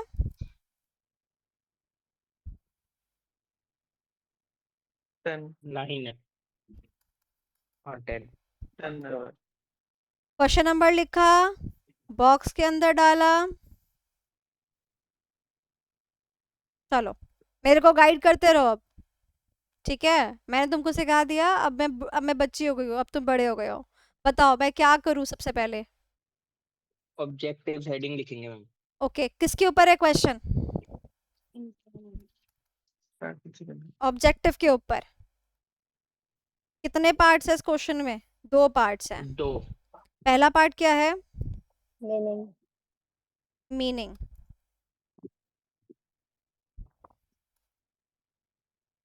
पक्का? और कुछ नहीं है? दोबारा पूछ रही हूँ। मैम स्ट्रैटेजिक इंटेंट क्या हम उसको ओवरलुक कर रहे हैं? क्या लिखा है यहाँ पर? Explain the term objectives as a part of strategic intent. खाली ऑब्जेक्टिव तक लिख सकता था, नहीं, इनने क्या बोला? As a part of strategic intent. मतलब सोनाली मैम के बारे में बताइए, और ये सोचते बताइए कि सोनाली मैम जैन परिवार का हिस्सा है, तो क्या जैन परिवार की बात लिखनी पड़ेगी? यहीं पर आते हैं मार्क्स, कट जाते हैं जो। तो यहाँ पर हमारे को मीनिंग ही नहीं लिखना है खाली, अपने को क्या लिखना पड़ेगा? मीनिंग के अलावा, मीनिंग के साथ साथ एक और चीज लिखनी पड़ेगी। क्या लिखना पड़ेगा?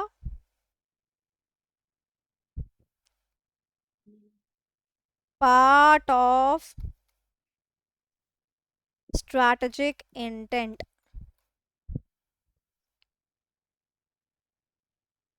ओके, सेकंड पार्ट तो इजी है। क्या पूछा था उसने?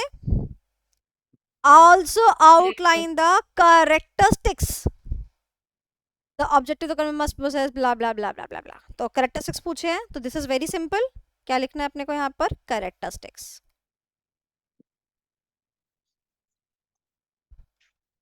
चलो पहले पार्ट ए को सॉल्व करते हैं। ये हमारा पार्ट ए है, या पार्ट फर्स्ट आप बोल दीजिए, ये पार्ट हमारा सेकंड है। चलो सॉल्व करते हैं।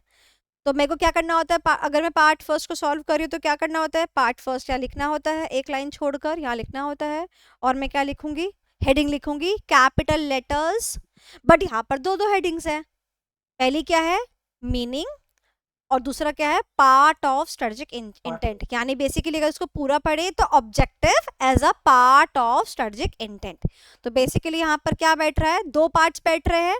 तो मेरे को या तो इसको बुलेट पॉइंट में डालना पड़ेगा, या तो उसको ए और बी करना पड़ेगा। ए और बी यही कर लेते हैं, समझे? तो यहाँ पर first part, meaning of objective. खाली मीनिंग लिखना चाहो वो भी लिख सकते हो, good to go. Underline. Objective का मीनिंग क्या होता है? मैं अपने हैंडमेड नोट्स में चलती हूँ, आपके पास अपने कोई नोट्स है उसके अकॉर्डिंग कर सकते हो। मेरे पास तो यहाँ पर ऑब्जेक्टिव्स के कैरेक्टरिस्टिक्स तो लिखे हुए हैं, मीनिंग में तो मेरे पास में कुछ ऐसा खास है नहीं, बस एक ये लाइन है मेरे पास में। Objectives are the organisational performance targets that is a result and outcome it wants to achieve. और कोई शब्द है आपके पास क्या बोलते हैं ऑब्जेक्टिव के लिए? क्या हम इस difference between goals and objective में से ऑब्जेक्टिव का पार्ट निकाल सकते हैं? बताइए, निकाल सकते हैं? डिफरेंस पता है वैसे आपको गोल्स एंड ऑब्जेक्टिव का? Ma'am objective is more specific and narrow. Anchal आपकी आवाज बहुत बफर कर रही है। Ma'am objective is more specific and narrow. Okay yes, so objective क्या होता है? मोर स्पेसिफिक होता है, राइट? ओपन एंडेड कौन सा होता है? Goals. गोल्स। लिखा हुआ है इसलिए। No so ma'am. अब देखो, एक बात मुझे बताओ, ये हमें समझ में आ गया that we are not having exact meaning और डेफिनेशन इनटू आवर हैंड। तो मैं बुलेट पॉइंट्स तो जाऊंगी ही नहीं, मैं एक पैराग्राफ फ्रेम कर दूंगी for the meaning of the objectives. तो ऑब्जेक्टिव्स की मीनिंग के लिए मैं लिख सकती हूँ, objectives are the close ended attributes which talks about the company's specific targets to be achieved.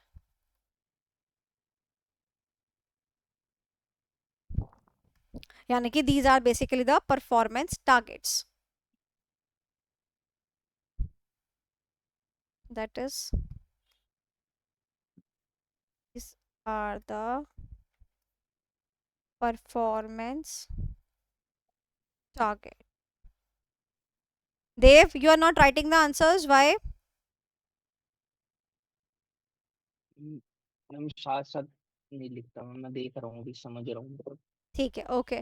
तो मेरे को देव डेली बेसिस पे तुम अपनी कॉपी स्कैन करके भेजोगे, ठीक है? Yes ma'am. ठीक है, आंसर्स लिखे हुए की, ठीक है?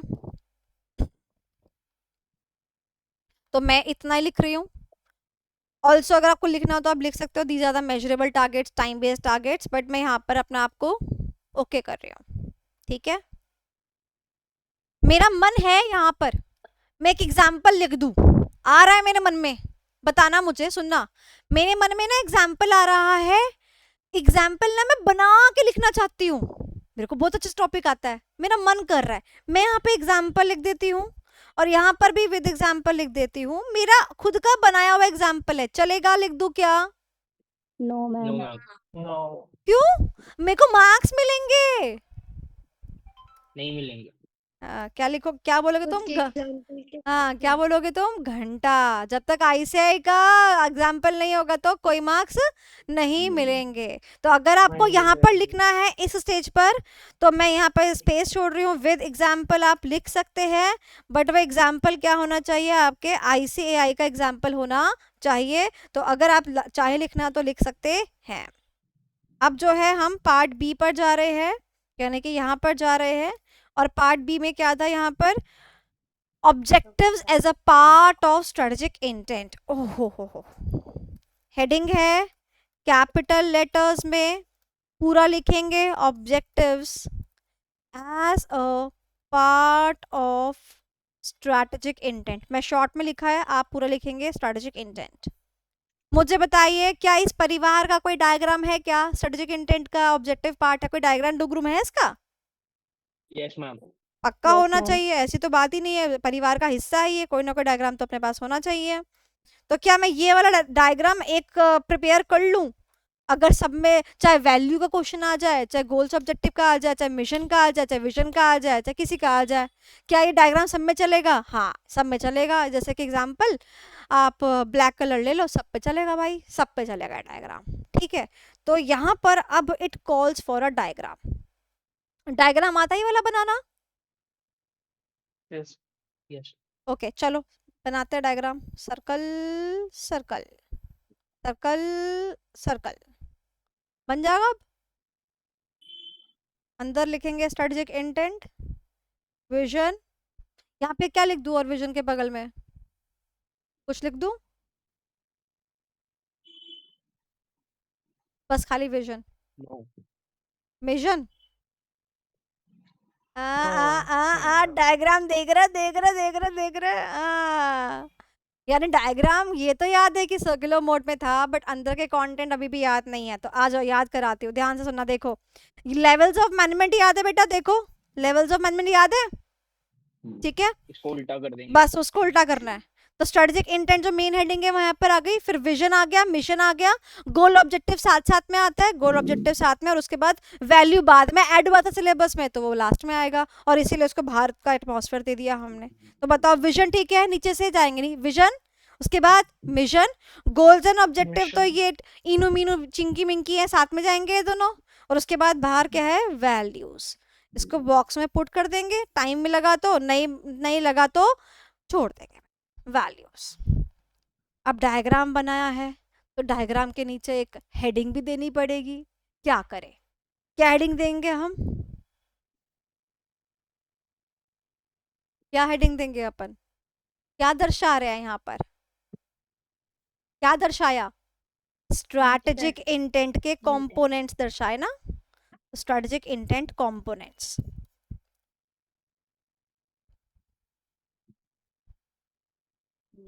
ठीक है, अब हमारे को इस पार्ट में आंसर करना है। जैसे अगर मैं आपको अब डिफरेंस बताती हूँ, ये बेसिक हो गया।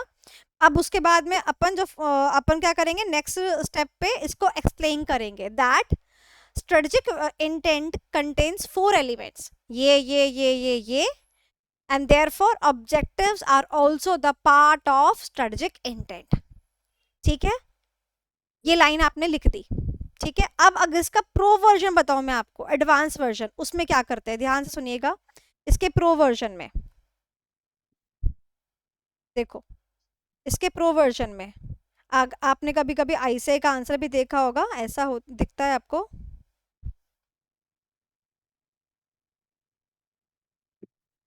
ये मैं यहाँ पे लेफ्ट में ले गई, ठीक है, या मैं राइट में ले गई, जहां पर भी आपको लेना है। उसके बाद मैंने यहीं पर ही क्या किया,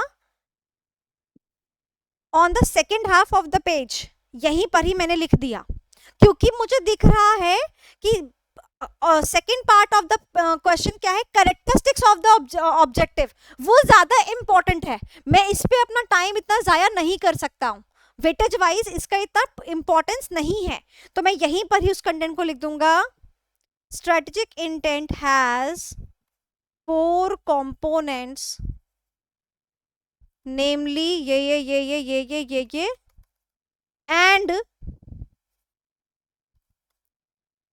therefore objectives are also the important part of strategic intent. इधर मेरा डायग्राम आया, इधर मैंने अपनी मेन लाइन लिख दी और ये बात बता दी कि हाँ ये परिवार का हिस्सा है। अब इस हिस्से को, इस वाली चीज को दर्शाते वक्त मेरे को कुछ काम नहीं आया, सिर्फ अपना जनरल नॉलेज काम आया। समझ में आया? एक बेसिक वर्जन दिखाया और एक मैंने तुमको एडवांस वर्जन दिखाया। अगर तुमको याद हो तो अभी लास्ट प्रीवियस अटेम्प्ट में वैल्यूज के ऊपर क्वेश्चन आया था, ठीक है, अगर तुमको याद हो तो, एंड यू कैन सी तो जैसे एग्जांपल मैंने यहाँ पर वैल्यूज का डायग्राम बनाया हुआ है एंड लेफ्ट हैंड साइड जो है मैंने बताया हुआ है वैल्यूज भी क्या रहते हैं, हमारे स्ट्रेटेजिक इंटेंट का पार्ट रहते हैं, तो मैंने यहाँ पर उसको लेफ्ट हैंड साइड में दिया। So this is the way we represent our answers, ये तरीका आपको आना चाहिए, and this is what is gonna make you different from other people. जब लाइन एक ही थी तो मैंने उसको यहीं पर ही अकोमोडेट करके ऐसे दर्शाने की कोशिश करी। ना obviously you have to make a fair diagram, मैं आपको समझाने के पॉइंट ऑफ व्यू से बता रही हूँ, इसलिए मेरा डायग्राम थोड़ा और क्लमजी है। Is that very much clear? बताओ, ये वाला पार्ट क्लियर हो गया? अब हमारा नेक्स्ट पार्ट आता है, that is part number 2, characteristics of the objective. तो ऑब्जेक्टिव के क्या क्या कैरेक्टरिस्टिक्स हैं ये देखने से पहले मुझे ये बताओ कि क्या क्वेश्चन के अंदर खाली कैरेक्टरिस्टिक्स वर्ड गिवन था या इसके साथ में कुछ और वर्ड भी गिवन है? और भी लिखा है। क्या क्या लिखा है? The objective of the company must possess to be meaningful and to be serve blah blah blah blah blah. तो क्या मुझे ये लाइन वहां कॉपी करनी पड़ेगी? डेफिनेटली। तो what would be the step number 1 would be, सबसे पहले मैं क्या करूंगी, हेडिंग लिखूंगी, पार्ट का नंबर मेंशन करूंगी, क्या है हेडिंग, कैरेक्टरिस्टिक्स। उसके बाद में क्या करूंगी, क्वेश्चन से कंटेंट कॉपी पेस्ट करूंगी, क्वेश्चन से कंटेंट कॉपी पेस्ट करूंगी, ठीक है। तो लिखेंगे the objectives of the company, यहां से कॉपी करो, the objectives of the company must possess to be meaningful and to be serve intended role. The objectives of the company must possess the following characteristics. मैं लिख देती हूँ, the objectives of the company must possess the following characteristics.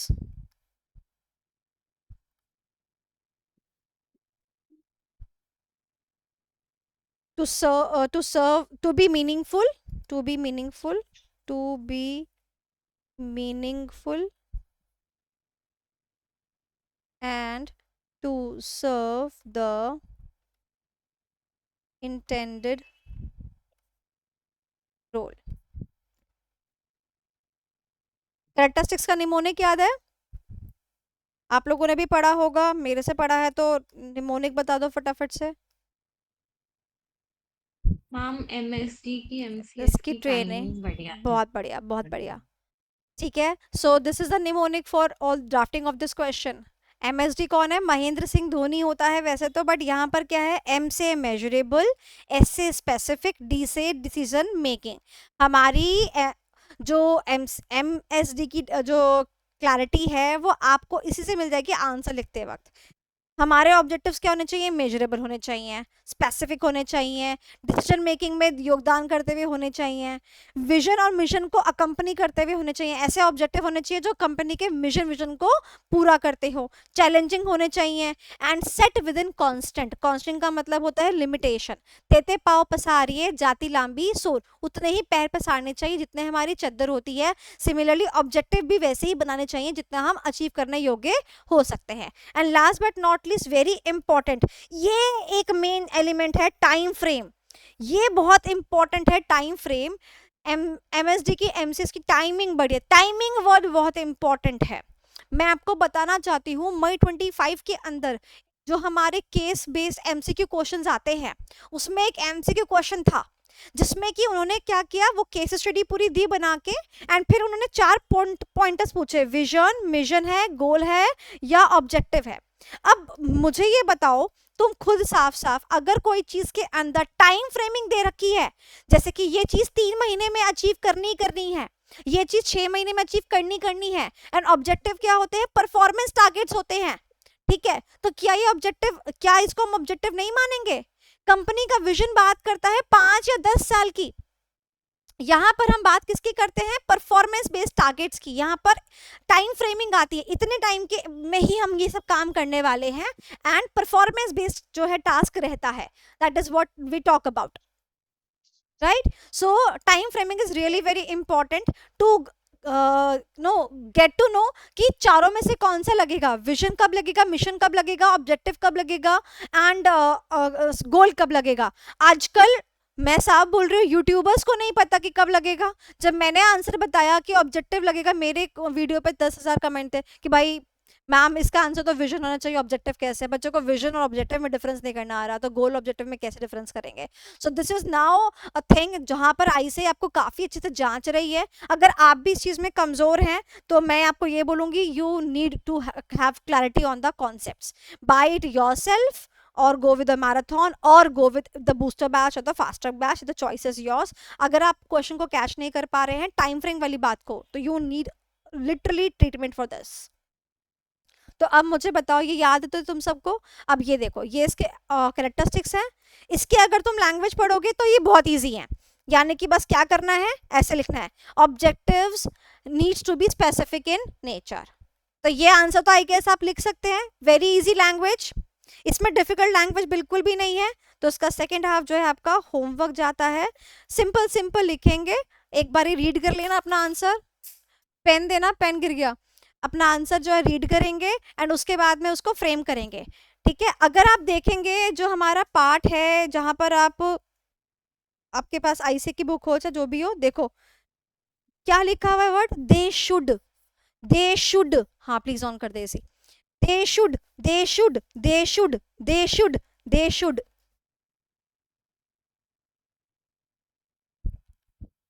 Can, could, may, might, must, should, has, have, had, do, did, done। English should यानी कि main चीज है, should. Law पढ़ा, interpretation of statutes, कुछ याद आ रहा है? शुड यानी कि ऐसा ही होना चाहिए, गॉट द पॉइंट? तो ये चीज आप ध्यान रखेंगे। एंड मुझे लगता है कि आपके टेस्टिंग एरियाज यही मेन है, रटने वाले बच्चे रट लेते हैं। चलिए, तो ये बताओ मुझे, यहाँ पर ये चीज डन हो गई, या आपको चाहिए कि मैं इस पे और एक्सप्लेनेशन दूं? एनीवन? यहाँ पर भी लिखा हुआ ये चीज है। अब सवाल ये आता है कितने पॉइंट्स लिखे, कितने पॉइंट्स लिखे? बहुत सारे पॉइंट्स अपने को आते हैं, कभी कभी 3 भी लिखने को आते हैं, कभी 4 भी, कभी 5 भी, कभी 6 भी, कभी 7 भी, कभी 10 भी, कितने पॉइंट्स अपन लिखे. Now if you see the answer of this particular question, see the points are very small in nature, है ना. they should be this, they should be this, very small points, है ना. बहुत small statements है. so if the statements are small ना, तो आप ये मान के चलिए जैसे for this kind of statement half marks, for this kind of statement half marks. Got the point. तो अगर आपका स्टेटमेंट का साइज छोटा है तो आप उसका मान के चलिए कि आपको आधा नंबर मिलेगा. दैट मीन्स अगर आप उसको 1 या 1.5 लाइन में, बस 1 लाइन में अगर आप लिख पा रहे हैं तो उसको आपको आधा नंबर मिलेगा. अगर आप उसको 2 लाइन कंप्लीट लिख पा रहे हैं, 2.5 लाइन में, 3 लाइन में कर पा रहे हैं, तो जाके आपको उसका नंबर मिलेगा, 1 नंबर मिलेगा. तो अब इसमें हम क्या ही कर लेंगे, स्पेसिफिक वर्ड के लिए हम क्या इसको थोड़ा सा इलेबोरेट थोड़ी ना कर लेंगे, कोई फायदा नहीं है. तो अब मुझे इसके अंदर मार्क्स कैसे देखने होंगे, आइए मार्क्स की बाइफरकेशन में आपको एक बारी एक्सप्लेन करती हूँ. देखो ध्यान से मेरी बात सुनना.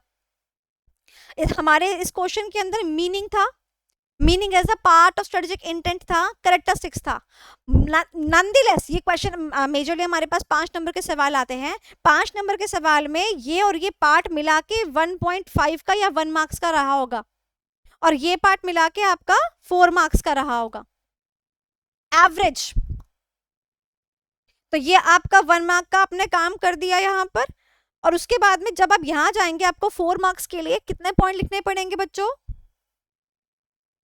8 पॉइंट्स लिखने पड़ेंगे. 8 पॉइंट्स लिखने पड़ेंगे, यानी कि छोटे छोटे 8 पॉइंट्स लिखने पड़ेंगे, और मिनिमम 7 पॉइंट्स लिखने पड़ेंगे. अगर ये 1.5 का मैं मान के चलूं, अगर मैं इसको 1.5 का मान के चलूं, क्योंकि हो सकता है वो पार्ट ऑफ स्ट्रेटेजिक इंटेंट को पूरा 1 नंबर दे, खाली मीनिंग को 0.5 दे, तो यहाँ पर आपको 7 पॉइंट्स. तो यानी कि इस क्वेश्चन के अंदर आपको 7 to 8 पॉइंट्स लिखने होने चाहिए थे, 7 to 8 पॉइंट्स. तो अगर इस क्वेश्चन के अंदर छोटे छोटे पॉइंट्स हैं, बच्चों ने 7 से 8 पॉइंट लिखे हैं, तो बच्चों का नंबर मिलेगा. अगर बच्चा मुझे ये बोलेगा मैम 1 2 3 4 5, मैंने 5 पॉइंट लिख दिए, मुझे 5 नंबर दे दो, नहीं हो पाएगा. छोटे पॉइंट लिखकर आप इतने नंबर कंप्लीट नहीं कमा पाओगे. Is that clear everybody? बोलो यस और नो. क्या हुआ, सांप वाप सूंघ गया क्या, धक्का वक्का लग गया क्या? क्या तुम बॉयज स्पेशली आप लोगों के लिए बोलूंगी, आप लोग बहुत कम लिखते हैं, टू द पॉइंट लिखते हैं. ठीक है, बातें करवा लो, किसी से लड़ाई झगड़े हो तो इन्हें बुला लो, तो इनके पास डिक्शनरी है, आंसर लिखते वक्त डिक्शनरी गायब हो जाती है ना, कंटेंट स्मॉल पड़ जाता है. नहीं, तो just look at the part. तो अगर मैं बोलूं ऑन एन एवरेज ये 1.5 का है, तो यहाँ पर 7 पॉइंट्स आपको याद करने ही पड़ेंगे. Is it very much clear to you? Done done done done. तो हमने 2 क्वेश्चन सॉल्व करे, क्या आपको 2 क्वेश्चन समझ में आए? चलो एक क्वेश्चन आपको और कराती हूं, दिस वन, डायरेक्ट क्वेश्चन. ये क्वेश्चन तो बनता ही था, मतलब इस क्वेश्चन के बिना ये चैप्टर तो अधूरा सा लगता है कुछ. तो Dev, you have to read the question. What is strategic management? What benefits accrue by following a strategic approach to managing? Question के कितने पार्ट्स हैं? Ma'am what is strategic management एक पार्ट है, इसमें हमें मीनिंग को एक्सप्लेन करना है. डन. और व्हाट बेनिफिट्स सेकंड पार्ट है. डन. ओके, अब मैं पूछूं, यस मैम. सारे बच्चों को ये सवाल तो आता होगा, इजी है तो बेनिफिट वाला सवाल तो. अच्छा मुझे बताओ, बेनिफिट्स के जब तुम जो तुम अपने आंसर्स देखते हो, बेनिफिट का जब तुम आंसर देखते हो, तो उसके जो पॉइंटर्स है वो 1 लाइनर पॉइंटर्स है जैसे ऑब्जेक्टिव के थे, या अच्छे खासे 2-3 लाइन में हैं अपने पास,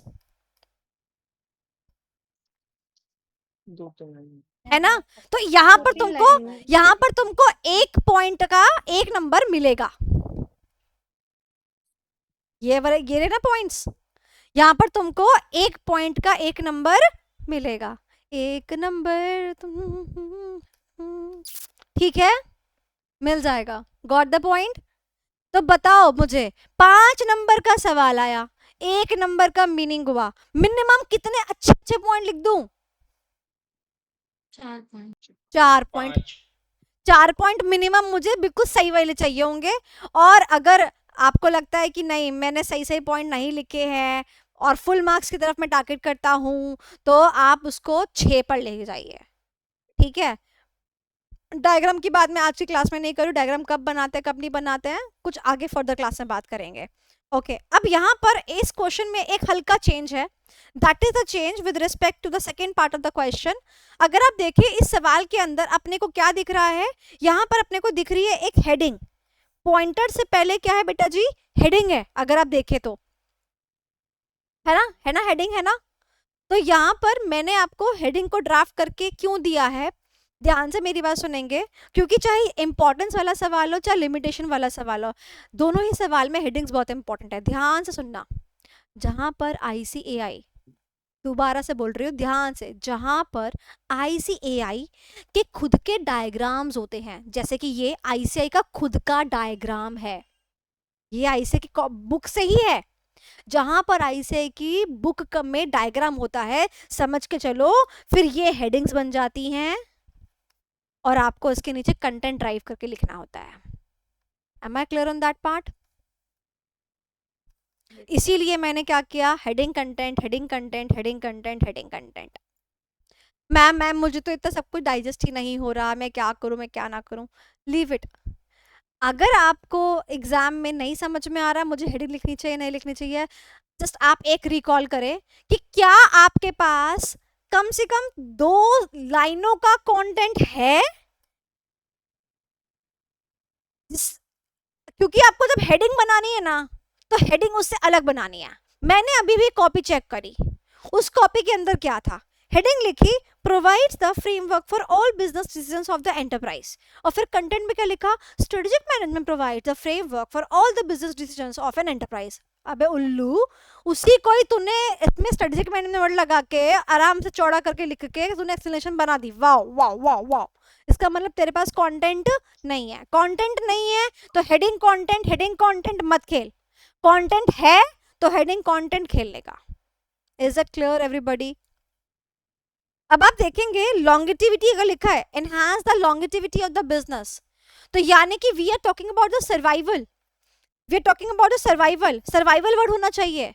शॉर्टर ड्यूरेशन इसका उल्टा वर्ड है वो होना चाहिए, यानी कि आपकी explanation up to the mark होनी चाहिए, जो कि आपकी नहीं होती है, ठीक है।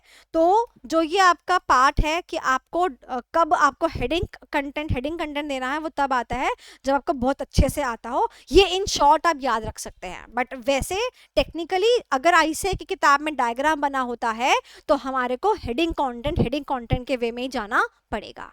अब आप मुझे कल देखकर बताएंगे कि ऐसा ही क्वेश्चन है लिमिटेशंस, क्या मैं उसके अंदर हेडिंग कंटेंट में जाऊं या डायरेक्ट लिखूं, ये आप मुझे बताएंगे कल, आज नहीं बताएंगे, कल देखकर बताएंगे।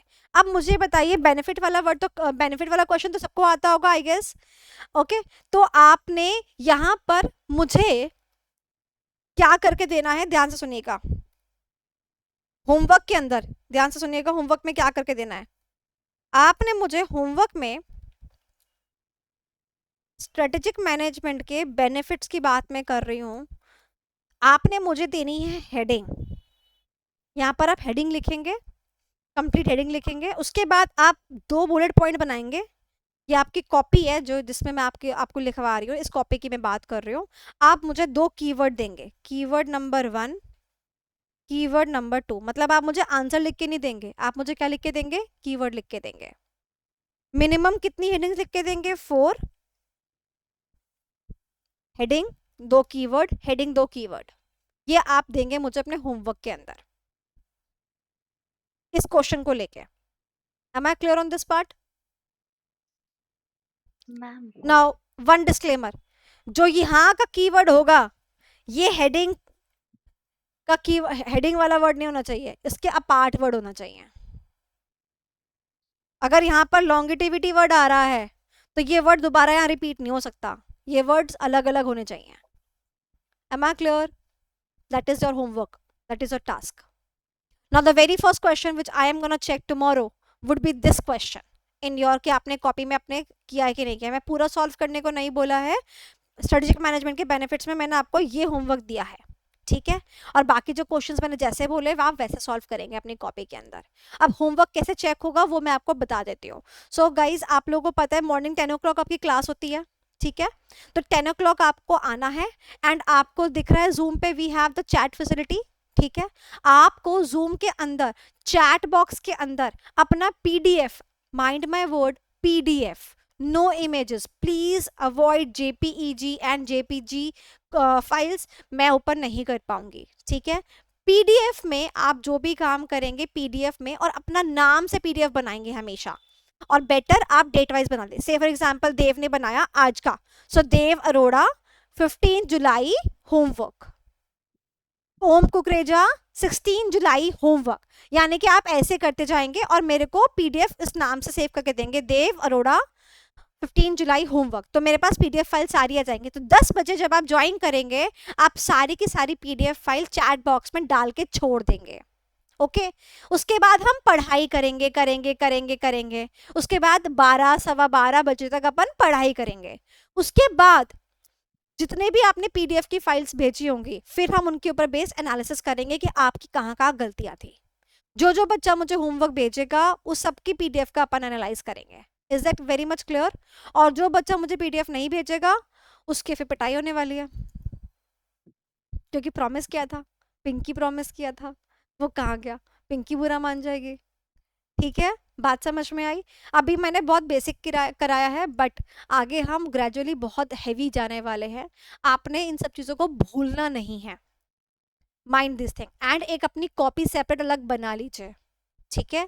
और जो बच्चों को आंसर्स याद नहीं है, मेरी तरफ से उनको एक सजेशन है कि आप देखकर लिखने की बजाय, जब आप ये आंसर फ्रेम करेंगे अपने होमवर्क वाले, तो बेटा देखकर लिखने की बजाय आप ये ट्राई करें कि आप एक बार ना आंसर को रीड कर ले या याद कर ले, ठीक है, मॉर्निंग में या मतलब दूसरे टाइम पर, फिर 2 घंटे बाद आप उसको लिख के देख लें, ये बेटर रहेगा आपके लिए बस। क्योंकि मुझे, मैं आपको एक बात बताऊं, अगर आप उसको देखकर लिख लोगे ना तो वो तो आपने से जस्ट नोट्स बनाए हैं, क्या ही हो गया।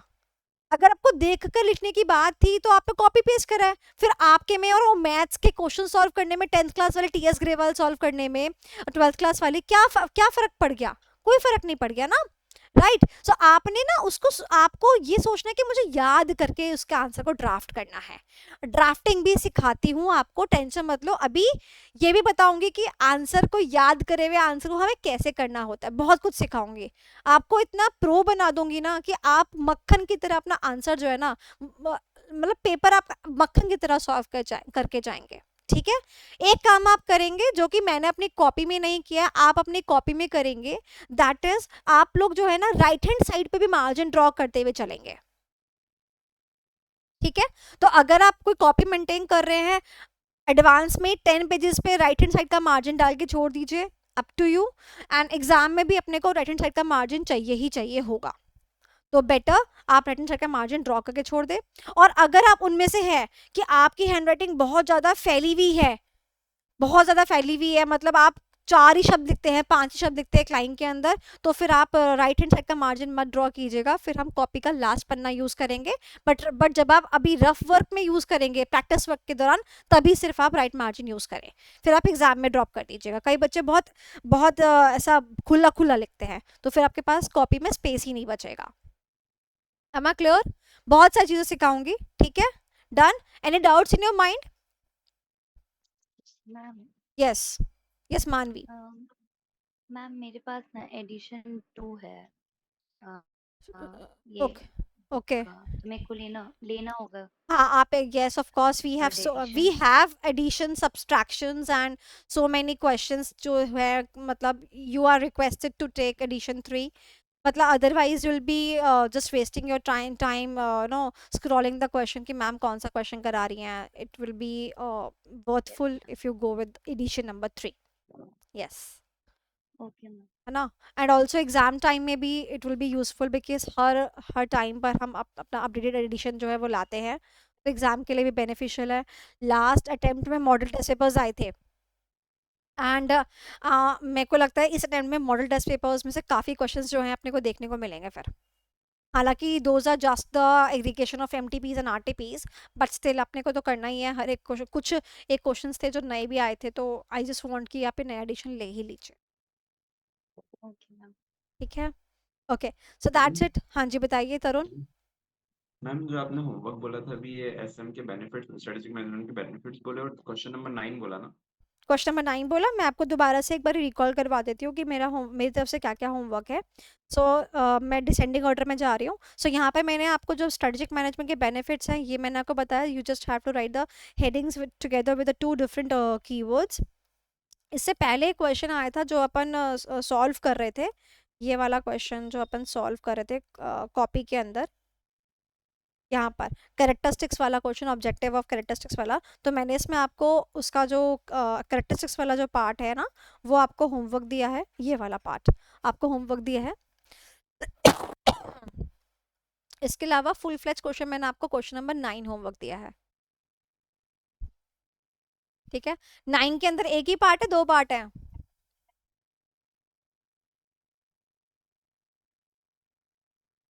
बुझो तो जाने, यही तो होमवर्क है। मैं आपकी कॉपी से देख के बताऊंगी कि क्या सही है क्या गलत, and I will also teach you. ठीक है, चलो। सो यहाँ पे आपको इतना ही पार्ट करना। I guess it will hardly take half an hour at your home to go with it, right? Starting में थोड़ा आपको टाइम लगेगा, बट उसके बाद आप प्रो बन जाएंगे, मार्क माई वर्ड्स। ठीक है, चलो। और कोई डाउट है मन में, और किसी को कुछ पूछना है? Any one of you? और शैल वी गो फटाफट से, फिर ब्रंच व्रंच करे, भूखी शोकी लग रही है मेरे को। तुम बताओ, रूटीन वूटीन मैम सब आज सेट है? 5 मिनट चाहिए मैम, ठीक है, 5। अकेले। अच्छा ठीक है, समझ गई, ओके। अच्छा ये बताओ, बच्चों रूटीन रूटीन वगैरह से बना रखा है पढ़ाई का? हमारे पास ज़्यादा टाइम नहीं है, मतलब 12 घंटे मिनिमम एंड एवरेज जो है 14 घंटे 15 घंटे निकालने पड़ेंगे। ठीक है, और जितने भी बच्चे थ्योरी में वीक है, ठीक है, स्पेसिफिकली स्ट्रेटेजिक मन में, वो तो अपन क्लियर कर लेंगे। ऑडिट के लिए एक सलाह आपको देती हूँ, ऑडिट के अंदर आपको पकड़ में आ जाना चाहिए। तो सबसे पहले आप क्लासेस जब आप कंप्लीट कर लें, तो सबसे पहले आप अपने क्वेश्चन पेपर को देखें, पास 3 अटेम्प्ट्स के क्वेश्चन पेपर को देखें, देख लें कि भाई घुस पा रहे हो उसमें, नहीं घुस पा रहे हो तो अपना क्वेश्चन पेपर उठा के देख ले, घुस पा रहे हो नहीं घुस पा रहे हो, कितना लिख पा रहे हो। ठीक है, एंड ऑडिट के लिए मैं तुमको एक चीज बोलूंगी, ऐसा पार्ट जो कि सीए फाइनल्स में भी रहता है, जैसे कि स्टैंडर्ड्स और ऑडिटिंग का पार्ट हो गया, मत छोड़ो, क्योंकि फिर आपको जाके फाइनल में पढ़ना है। छोड़ना, चलो कुछ ऐसा छोड़ो जो आपको फाइनल में नहीं पढ़ना, या फट्टे मुंह जाए भाड़ में जा, ठीक है, आपने वो छोड़ दिया चलता है। बट ऐसा कोई पार्ट जो फाइनल्स में भी है, आप उसको सोचने का नहीं छोड़ सकते, मतलब सोच ही नहीं सकते कि आप इसे छोड़ें। ठीक है, एंड चैप्टर 1 को और चैप्टर 11 को, सबसे पहला वाला सबसे आखिरी वाला, उसको थरली कर जाएं, रोज रीडिंग करें ऑडिट की चैप्टर की, क्योंकि उसमें से क्वेश्चन बनता ही बनता है। ठीक है, अच्छे से करें। एंड मैं ये चाहती हूँ कि अगर आप तैयारी करते हैं तो आप ग्रुप निकालने की पूरी पूरी कोशिश करें। मेरे पेपर में तुमने अच्छे नंबर ले आए, तुम पूरे ग्रुप में नहीं ला पाई, एग्रीगेट नहीं बना, तब भी तो क्या फायदा है ना? सो मेहनत पूरे ग्रुप में करना है, इकट्ठा पूरा ग्रुप में करना है। ठीक है, और ये राइटिंग रोज रोज करनी है। पूर्वांशी तुम अपने बोर्ड पे लिख दो तुम्हारा क्या क्या होमवर्क है, रोज ही बोर्ड पे लिख दिया करो कि ये मेरा होमवर्क है। ठीक है, चलो, और कुछ? चलो ठीक है, okay, so bye guys, bye bye. Ma'am Dev just give me 2 minutes, public mode से हाँ, हटा देती थैंक हूँ। यू।